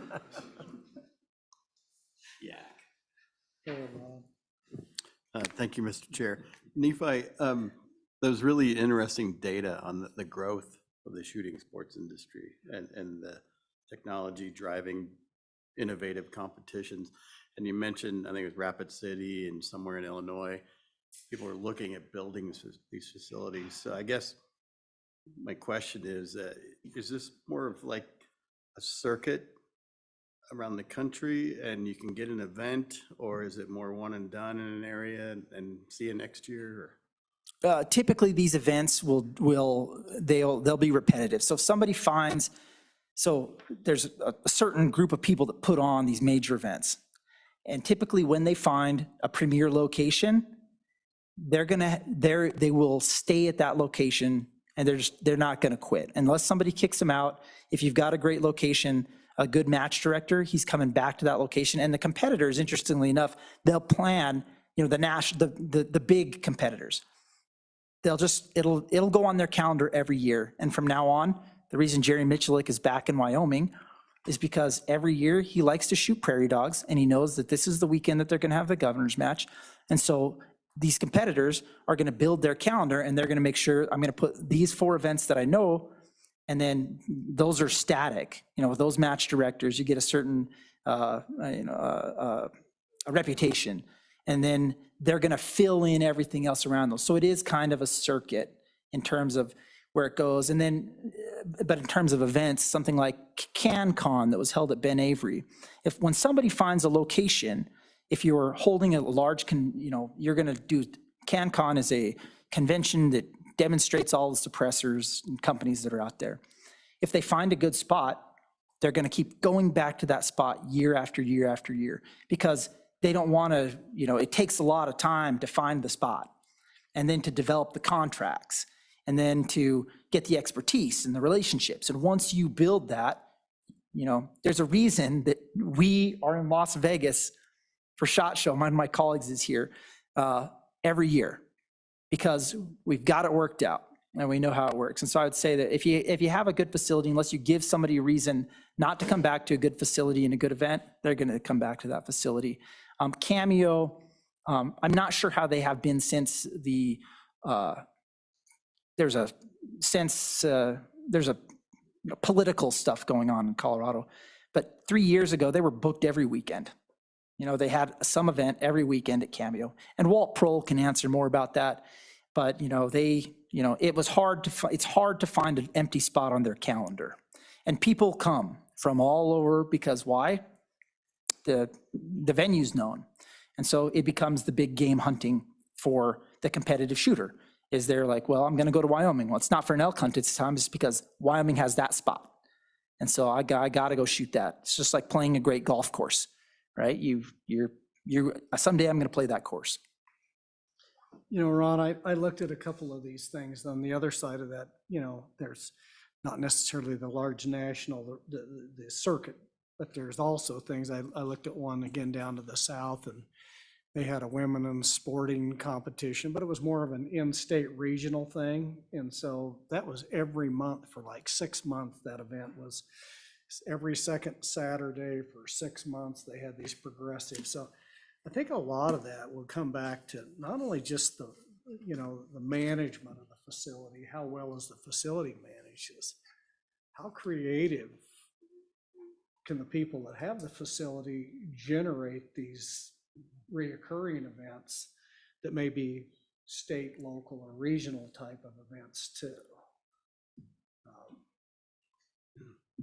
Go ahead.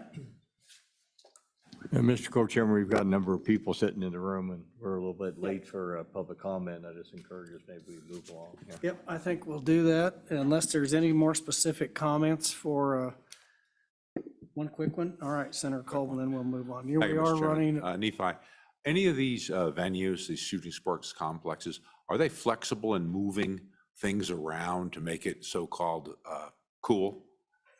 To change what they currently have? Thank you.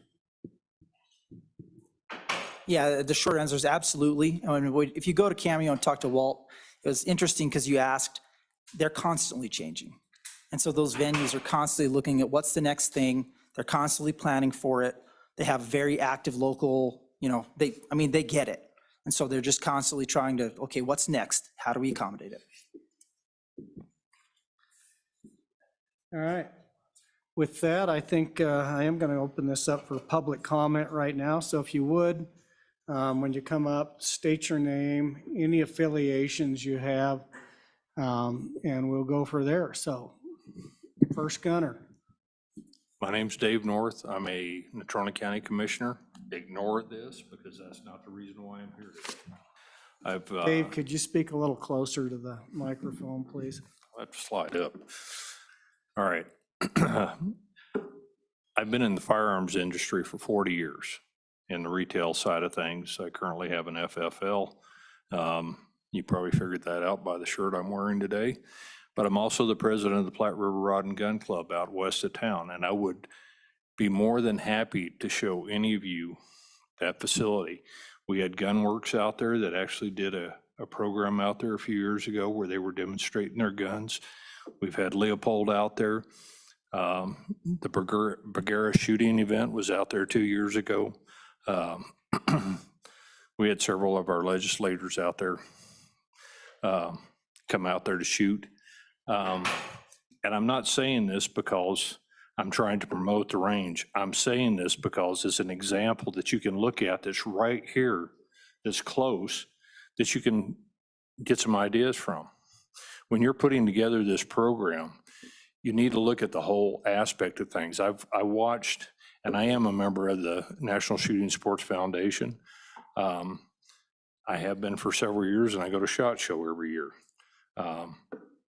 And we go down to Boulder every year to the range day so I can actually get out and shoot some of the new stuff. So I'm familiar with different ranges. I'm familiar with a lot of the stuff that's been brought up today. And the one thing that we have to look at is flexibility. Over the last 40 years, I look at the changes that have happened within the shooting sports. And you brought up muzzle loaders. Yeah, Big Sky has the Quigley shoot up there every year. That's something that I would love to have something like that down here where we've got big bore rifles that guys can shoot at long range. 2,000 yards is the minimum that you ought to be looking at right now for a range. Our range out there goes out to 1,200 yards, and we've got guys out there that consistently shoot a 12-inch target 12 out of 12 times. That is the name of the game right now. And I know with Gunworks, that's what guys want to do. I'm not advocating hunting at that range, but guys want to test their ability. They want to test their guns, they want to test their scopes, and they want to test everything else to see if they can actually do it. We have CMP shoots out there. We've had them for years and years and years. That range has been out there. And one thing that you can look at as far as federal land goes, there's actually a statute that was passed in 1926 that allows the federal government to transfer federal lands to the state or to the counties or to a private entity for the purposes of gun ranges. That's all that property can be used for. That's the way that the range out there came into existence. That used to be a BLM land. That is an option that you can look at in different places around the state. So that is something that's good. Flexibility, though, you got to make sure that the shooters out there have something. It's a constantly changing sport.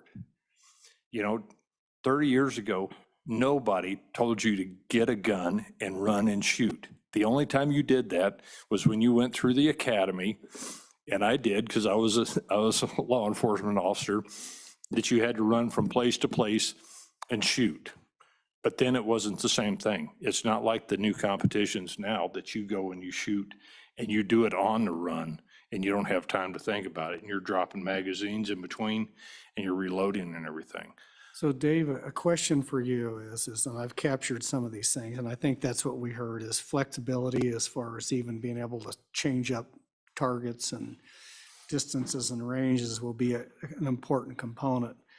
But as we get this form prepared that you can go online, can you and with your organization and the people sit there and say, you need 2,000 yards minimum. These are the kind of things that we need, specific input when we're going to, maintain flexibility, black powder, those type of things. can you provide that to us? I mean, I've captured some. of what- I will be happy to help you guys out any way I can. All right. That is the reason why I'm here today. I was one of the many that sent in an application to be on the board, but I will be happy to help you guys out any way I can. I appreciate that. Not just as a county commissioner, but also, because I do believe in the shooting sports. I do believe that we need to do things to recruit the new shooters.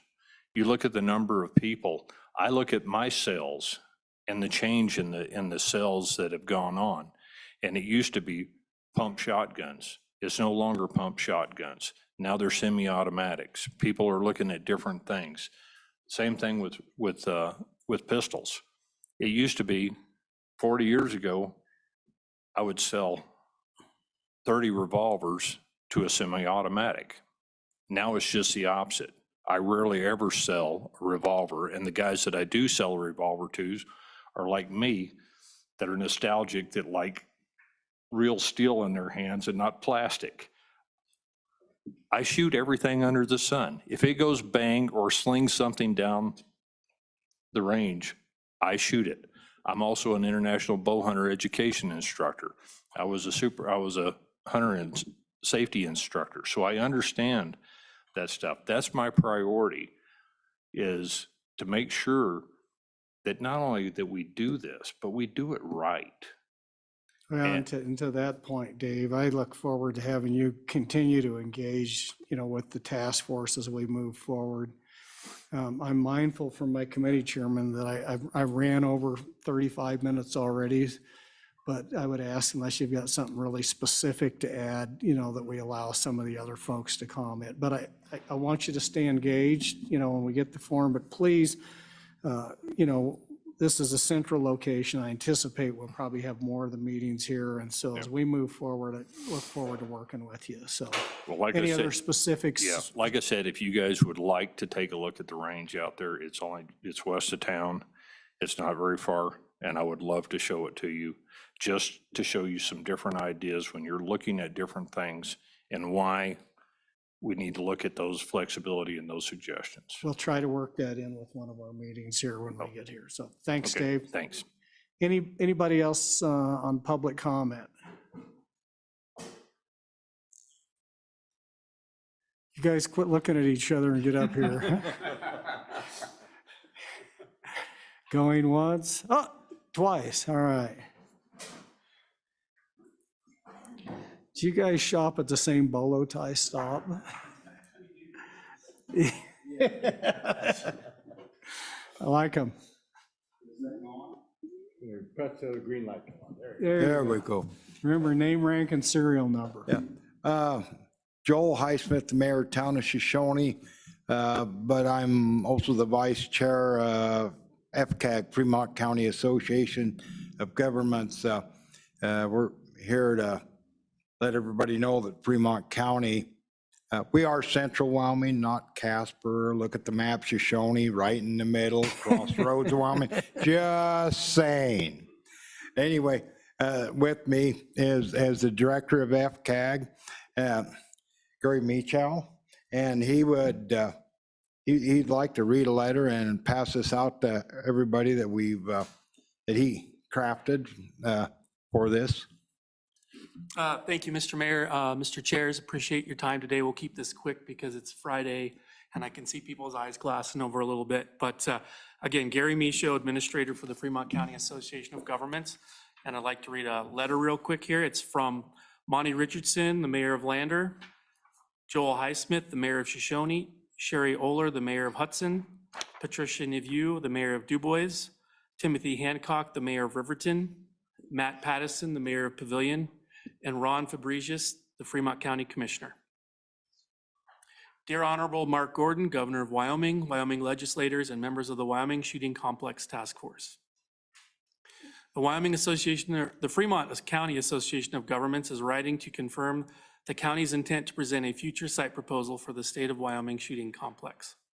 FCAG is a consortium of elected officials from Fremont County representing all 6 municipalities and the Fremont County. FCAG asserts Fremont County is the best location for a centrally located shooting complex Therefore, the members of FCAG are uniting to form a site development committee and will submit a group application for consideration and the selection of the shooting complex located in Fremont County. FCAG looks forward to learning about the required criteria for the site selection process and thanks each of you for your service on the committee. Thank you. Thank you, and appreciate you driving here today. I know there's a lot of interest around the state, and so game on, gentlemen. Game on. Yeah, yes, and I would like to also note that the Cameo Complex, I'm very familiar with that area. That's a 50-minute to an hour drive to an airport. I mean, and it's in the middle of nowhere. There's not much there, but to get to Grand Junction, it's a long drive. So some of the more remote areas in Wyoming, may, and if it was that busy with that long a drive, Yeah, and so you gentlemen's heard the discussion about the ranking criteria and multiple phases and stuff in this, and so, I really do think organizations like your own, that the earlier you get started, particularly after the discussion today, you have a little more meat to start working on and some thoughts on how to start maybe looking at facilities and type of events and stuff. So I encourage you to do all you can now based on what you heard today, and as these things start to come out, and stay engaged in the process. yeah, we intend to, and the more information we can get, if you're, they were touching bases on a pavilion, if you will, and that'd be very important, but that's expensive, so. But Yeah, anyway, the more guidance we can look at, we'll. And you have a representative on the task force. If you need her own personal cell phone number, I'd be more than happy to give that to you. I got Pepper on speed dial. And also Public Law 11617 in 2019, the Congress is, Federal Congress is given the BLM and the Forest Service instructions to work with us for public land to put shooting ranges. So it would be great maybe to not have federal and government, but it depends what it is. We may involve federal funding and land to make this happen. I don't know. It's just. Yeah, and that's an option out there. I'm just always a skeptic to spend Yeah, my entire professional understand. career working with federal land management agencies. Oftentimes what Congress tells them and what they do, there's way two different interpretations, but certainly it's a possibility that's out there. Well, thank you. I won't take any more of your valuable time. Any more public comment?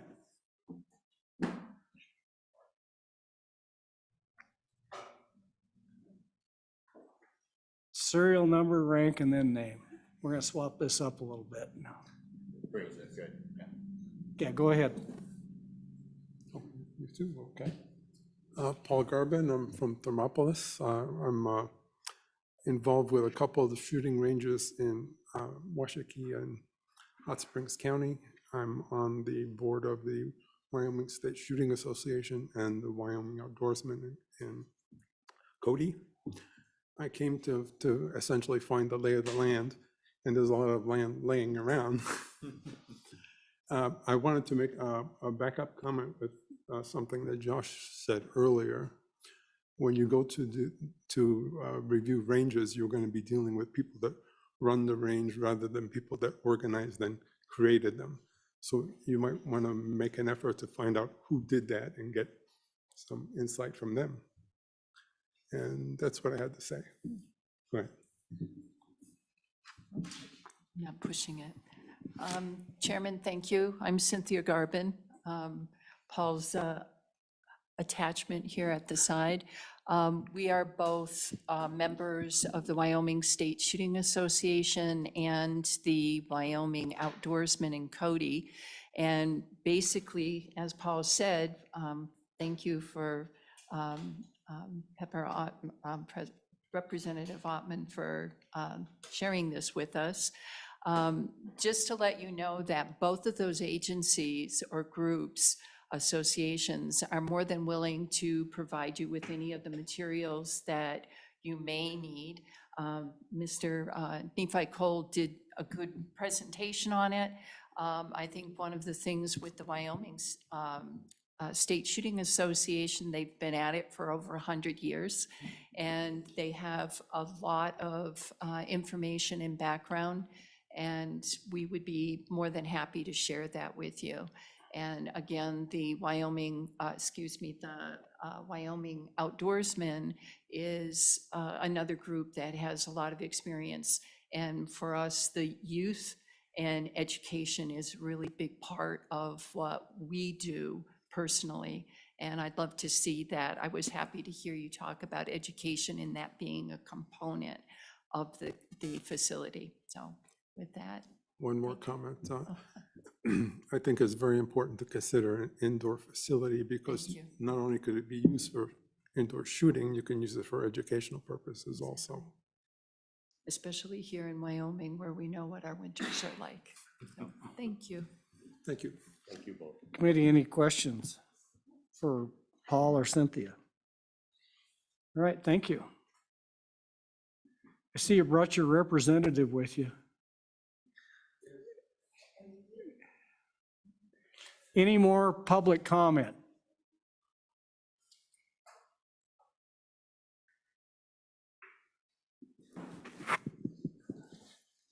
Thank you, Mr. Chairman.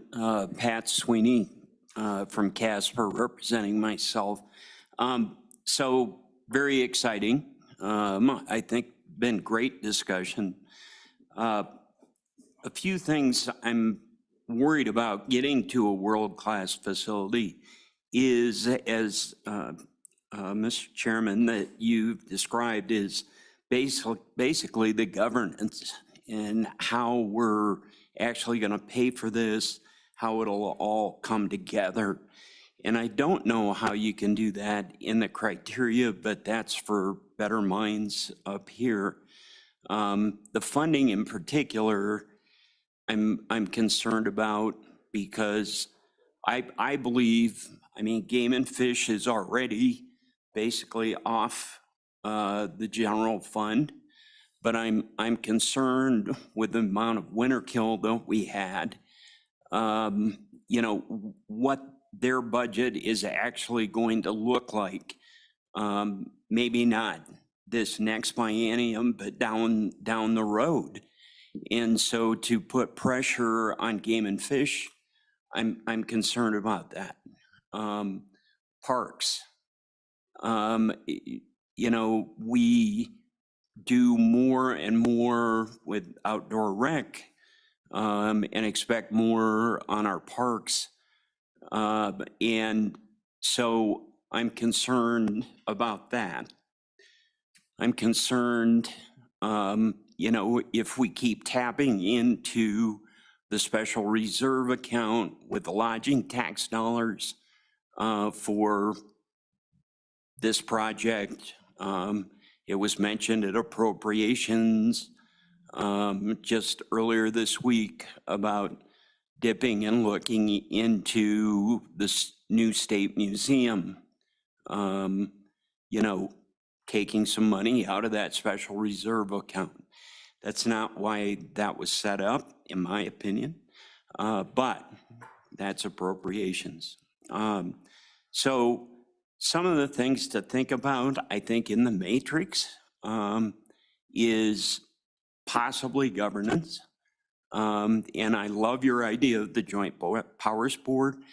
How might that work? Because I think there will be some corporations from the outside, whether it be Weatherby, Smith & Wesson, some of the big manufacturers, some of the other folks out there that might be interested in putting money into a trust or some sort of version that might fit into a Joint Powers Board. And I think also on the matrix, a viable commercial airport needs to be in the mix. And what that radius looks like, I don't know. But I think that's something else that should be considered in the matrix. And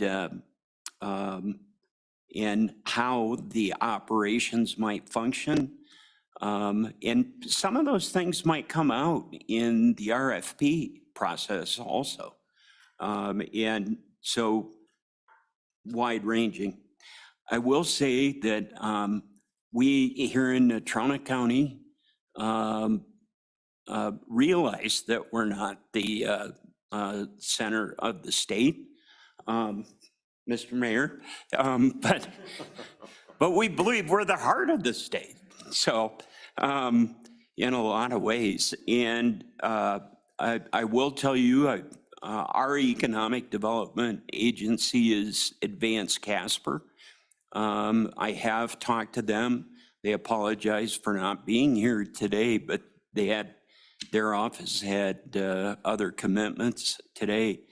And but we here in Tronic County are very interested in engaging and working possibly with other counties that are near us in trying to put together the world-class facility that I think will attract more tourism, more visitors. And so it's great discussion, and leave it at that. Thank you, Mr. Chairman. Any questions for Mr. Sweeney? I was thinking about if we could just appropriate out of Natrona County's budget, we could solve a lot of those issues. Yeah, that wasn't a specific comment? Yeah, didn't I hear you say that? No, you okay? I just wanted to make sure. Yeah, the commissioner there's going to elbow you there. Any more public comment? All right, public comment is closed. Committee, we've got a couple of things here real quick. Mr. Co-Chair, future tours and meetings. You want to go through those real quick? Thank you, Mr. Chairman. First off, we've been talking about touring the facility at Cameo. Their folks down there have been very receptive and look forward to our visit. I know that it's a short drive from Cody, but for the rest of us, it's a little longer drive or something like that. Yeah, but just a quick show of hands, how many on the committee might be available July 27? July 27 to go to Cameo? Yeah, keeping in mind, you're probably going to have an overnight stay someplace along the way, either on the way down or coming back. So hands that could maybe make 27th work? I'll say no. Aaron, can you do it? Okay. All right. Josh? Yes, I could make that work. Yeah, I might be able to swing by and pick you up if I have. No, you live over in that other corner now. How about Cade? Is he still on? I'm still on. I cannot make that weekend. Things only a week or two scheduled out are pretty tight. Yeah, and we know that, Kay. This thing is just, we're trying to pull something together pretty quick and understand that there's going to be, not everybody's going to be able to make every meeting, but Josh, will these be available on YouTube to go back and look at? So, yeah, so when you can't make one, some of this stuff will be available that you can go back and watch and pull out certain sections. That's always helpful. So it looks like we have enough for the Cameo, logistics wise. Just to clarify, the tours will not be available on YouTube, but the meetings will be. Yeah, and understand that. Yep, the meetings will be. So logistics wise, do you want to handle that, Mr. Chairman, or do we want to have staff try to schedule the time? And so what we want to do is tour the entire facility and then have at least a couple hours for question and answer with the facility managers, and hopefully short turnaround. If you guys have specific questions, get those to Josh that we want to ask. And what we'll try to do is have a list of questions put together from the task force members. It may be, how many FTEs, how many full-time employees does it take? What was your original construction cost? What would you do different? So let's try to accumulate some of those questions. And so when we get down there, we can make the most of their time and our time. so that would be our next tour meeting. So what's after that, Mr. Co-Chair? Well, actually, before that, that total archery event in Park City, Utah is July 23rd. They're awfully close together. Yeah. I won't be able to make them both work. Yeah, and right now, I don't know. I certainly can't make that work. I don't know about anybody else. Did we look out and see if there was anything else out with? Total archery? Yeah, and we may just have to, because that's the only two close ones I could find was Big Sky, that was in June, and then this one in Utah, and I didn't see anything else that was relatively close. So. San Antonio. What's that? San Antonio is a bit of a drive, even from Cody. It might be nice in January, though.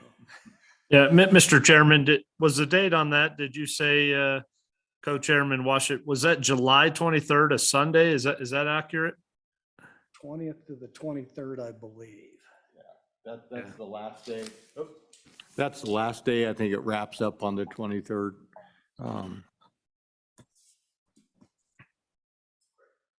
Yeah, July 20th through 23rd. Yeah, I don't know if there was other interest of other task force members, and maybe we need to split the task force up to try to accommodate both of these. I'm at the mercy of having my wife drive me with this. I think I could probably make that. And if there was others that were interested, maybe we could cover more ground if we were able to divide and conquer with both of these. So let me ask a question real quick. Is there anybody that could also make the total archery challenge in Park City on the 20th? I think you're the Lone Ranger there. Okay, well, we'll forgo that then. Great idea. Mr. Chairman? Yep. On the total archery challenge, I mean, they're basically ski resorts with some areas set up for vendors. I know Sean DeGray, the owner of that series. It might be worth maybe just scheduling him at some point to join a Zoom conference call with him he could probably give us some layouts of some of his various events across the country and give us a vision without having to try and rally a bunch of people down to one of the events. Yeah, I think that's a really good idea, given the short time frame and the fact that that's the last one and a reason. So once we get another meeting scheduled, let's try to do that and maybe get him on there to do a PowerPoint presentation through online. I think that's a really good idea, Cade. So that brings up Our next full meeting. Josh, did we get a date in September that had any interest or?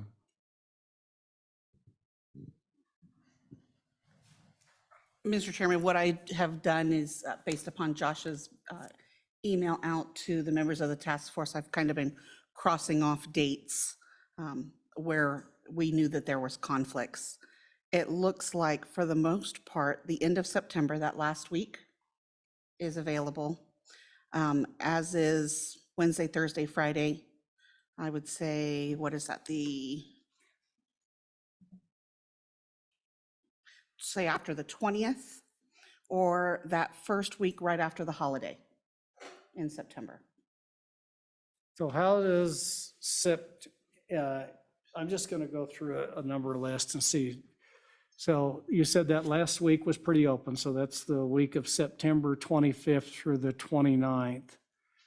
How does any day during the week work better for people? Mondays, Tuesdays, Wednesdays, Thursdays, or Fridays? Is there any preference to stay away from the weekends or not? Stay away from October 1st. Yeah, no, October 1st is gone. The 28th I'm booked, but. 28th. So how about Wednesday, the 27th? Does that work? That would work for me. Cade? Yes, I can make that work. Good, we don't want them here, so. We don't want any of those guys. Anyway, but we might be able to find another facility if we can. Comment? Yeah, Neve. Chairman, I thought you might want to know case you don't have it on your calendar, the NRL Hunter National Finals are in Laramie, Wyoming this year. They'll be there on August 25th through 27th. There'll be about 200 people attending minimum, attending that event, and it's at the Laramie Light Orange there. They turn the facility basically, it's more of a traditional facility, but then they turn it into a terrain-based facility for the weekend. So it might be something to throw out there. In Laramie on the 26th and 27th? It's the 25th through the 27th August. So they arrive on a Friday night and you check in, there's vendors there.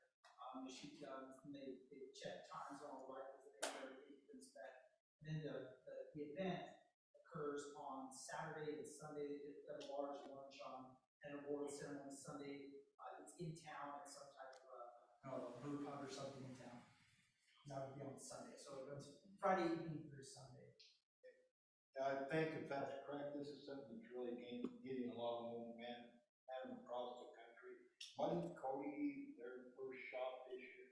They have one in Cody. It was very well done. I know some people who shot Aaron's rifles there. I'm very pleased to have borrowed them and like him to give me just as many as he has in his pockets right now. So committee members, any interest in trying to piggyback with that event? So if we did it, we'd do it on August 25th, that Friday. Mr. Chairman, I cannot hear when anyone speaks from the audience unless they use a microphone, so I caught none of that. Okay, Cade, so the other date we're looking at is maybe to piggyback off, there's an event in Laramie, Wyoming. What was that again? It's the National Rifle League Hunter National Championship. Yeah, national championships for the National Hunter. National Rifle League. Yeah, what he said, but you can't hear. And neither can I. But so that date would be August 25th in Laramie, Wyoming. Is that something, Cade, that you'd be available for? I believe so, looking at the calendar I have here with me. I think I'm around. Mr. Chairman, I think we probably have a full day of work. That's what I'm worried about. Yeah. Is if we've got enough time to get everything ready for the meeting. And still do the tour. Yeah. Well, what I would say is we do all day on the Friday would be to work on these issues that we've identified as far as getting the, what we want to incorporate in this, 300, 400 pistol, black powder, archery, long range, indoor, outdoor, work through that list a little bit. It would be the 26th and 27th if people just wanted to stay for that stuff. But I agree with you. We've got a lot of work as a committee versus going out and doing that. You can't make that. All right. So I think what we'll do is probably look back at those September dates. So let me go through those again. 27th. So we were looking at Wednesday, September 27th. Does that work? Cade, does that work for you? Yes, that works for me. All right, let's schedule that in, Josh, and do we want to try to meet here in Casper? Centrally located.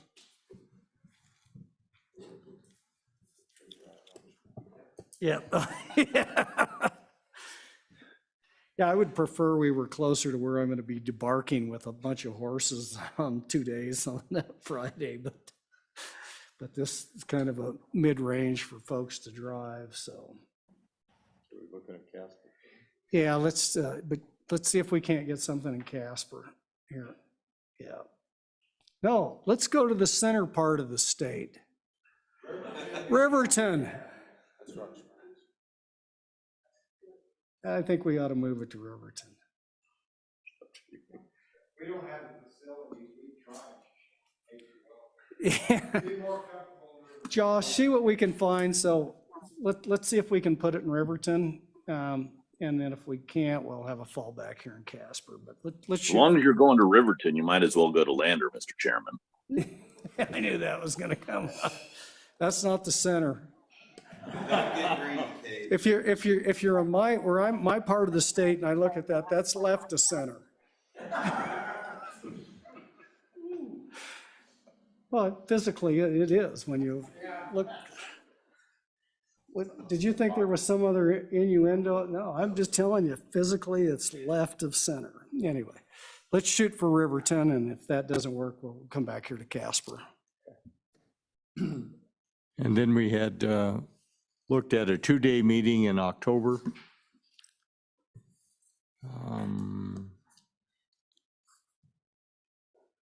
I think the dates we were tentatively looking at were October 16th, 17th. Yeah, I've got Cat Fin meeting those 2 days. Okay.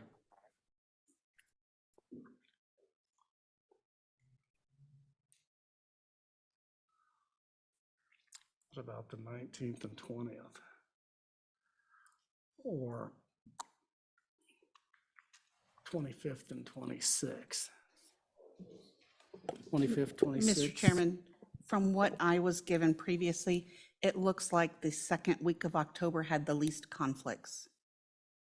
That'd be the 9th to the 13th. Correct. That's a pretty short turnaround.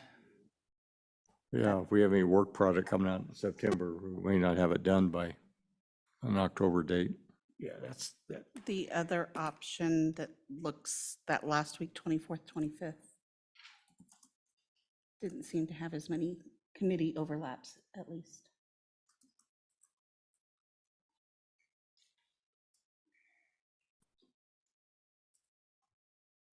So what were those dates, Karen? September 24th, or October, excuse me, 24th and 25th.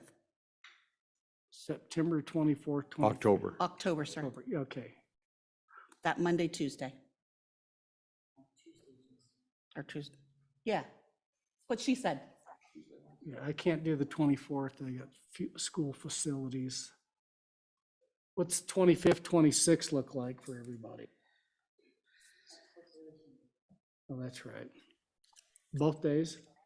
No, just the 26th. On the 26th?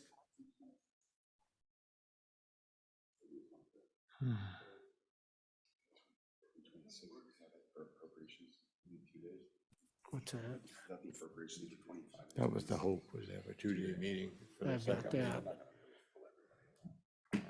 Not that I want to color your decision, but neither of your staffers would be available on the 26th.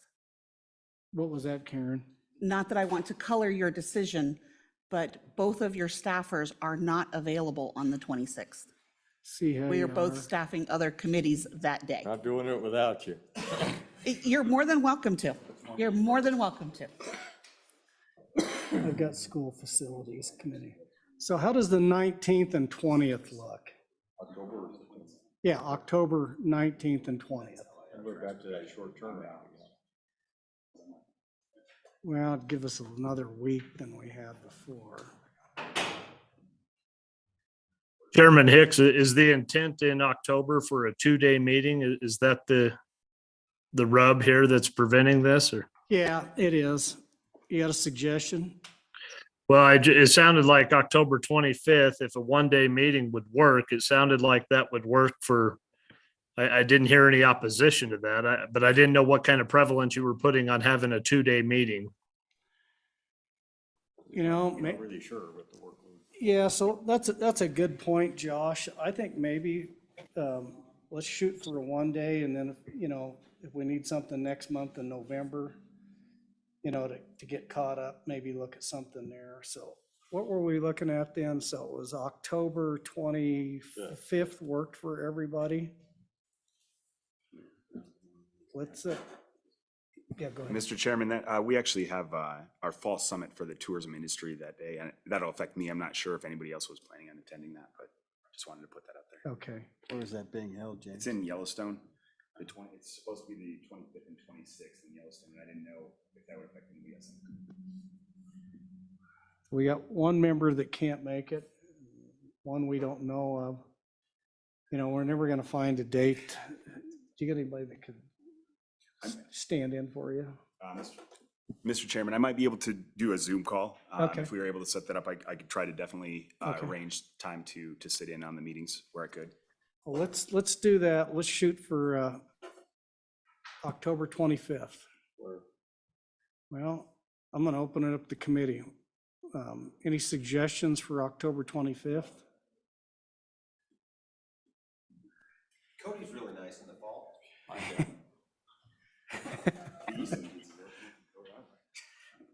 Dr. Casper. Yeah, Cody worked for everybody? Casper's fine with me. I'm fine with driving. No, I got a deer permit between Matisse and Thermopolis. Being up there, I hate to say that. All right, October 25th in Cody.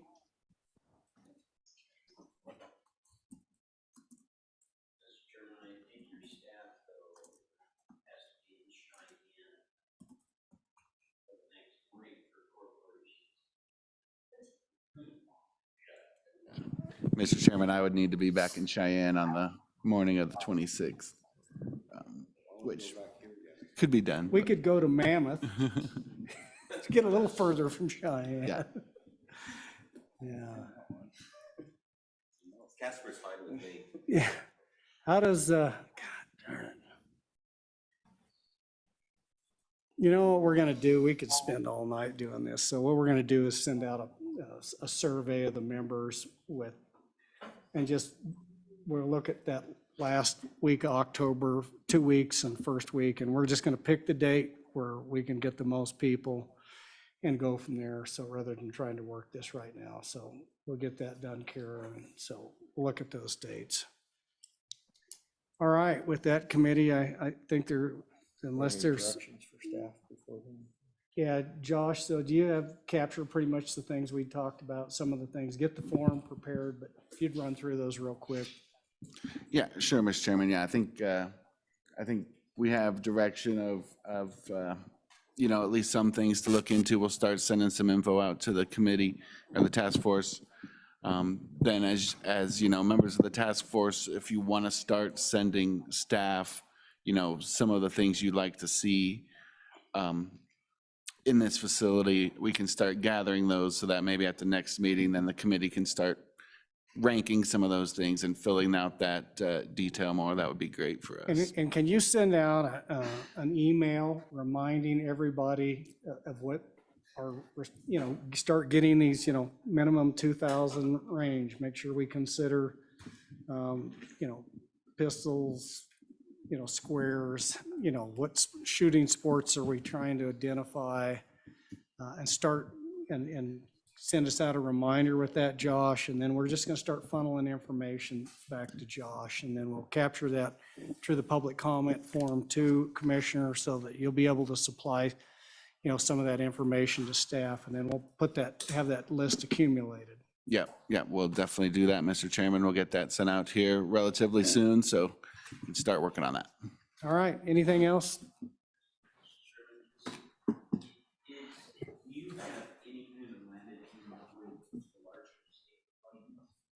I can't, what, do you have any latitude for?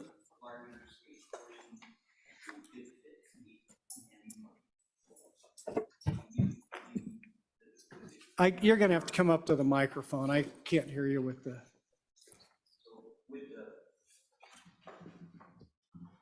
Would the committee have the latitude to ask to utilize the state plane? I don't know whose budget that would come out of. Yeah.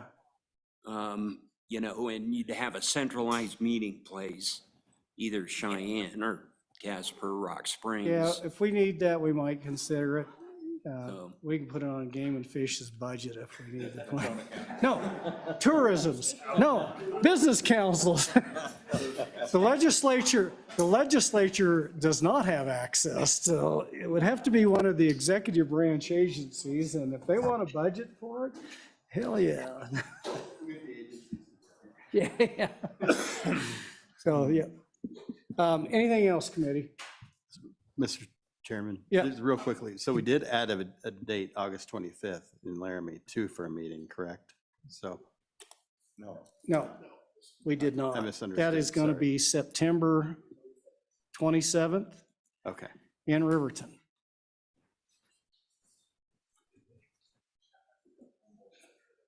Yeah, Chairman Hicks, I would like to add, I do appreciate, as you know, serving on the Wildlife Task Force with me. There was a tremendous amount of feedback around the state wanting to see those meetings be moved around. And with this charge of this task force, looking at a potential location, I think that your efforts to try to move this around the state, I think that's going to be well received. So thank you for that. Yeah, and I thought about that, and I think that's fair because we've got people from Hot Springs County here and Fremont County and Natrona County, and we may get better participation from some of these other far-reaching counties and municipalities as we move this around. So I think that is something we'll try to do is kind of rotate these meetings around the state over the next year to make sure that every community feels like they have access to the task force. So thanks for bringing that up, Josh. All right, members, anything else for the good of the committee? I'd add, from an outdoor recreation perspective, the rodeo starts in an hour and a half. Yeah, all right. Anything else? Well, I'm going to wrap this up real quick, but I appreciate everybody. I think we got kind of a good framework to start with. As you can see, we've got a lot of work. We've just made the first inch on a marathon here, but what we come out of this will be a reflection of the committee. So, we'll put into it and we'll get what we get out of it. So, but I look forward to working with all of you. So thank you. And I hope to see you here in about another month in Riverton. Is the hotel and bags open for the senator? No, that's a representative.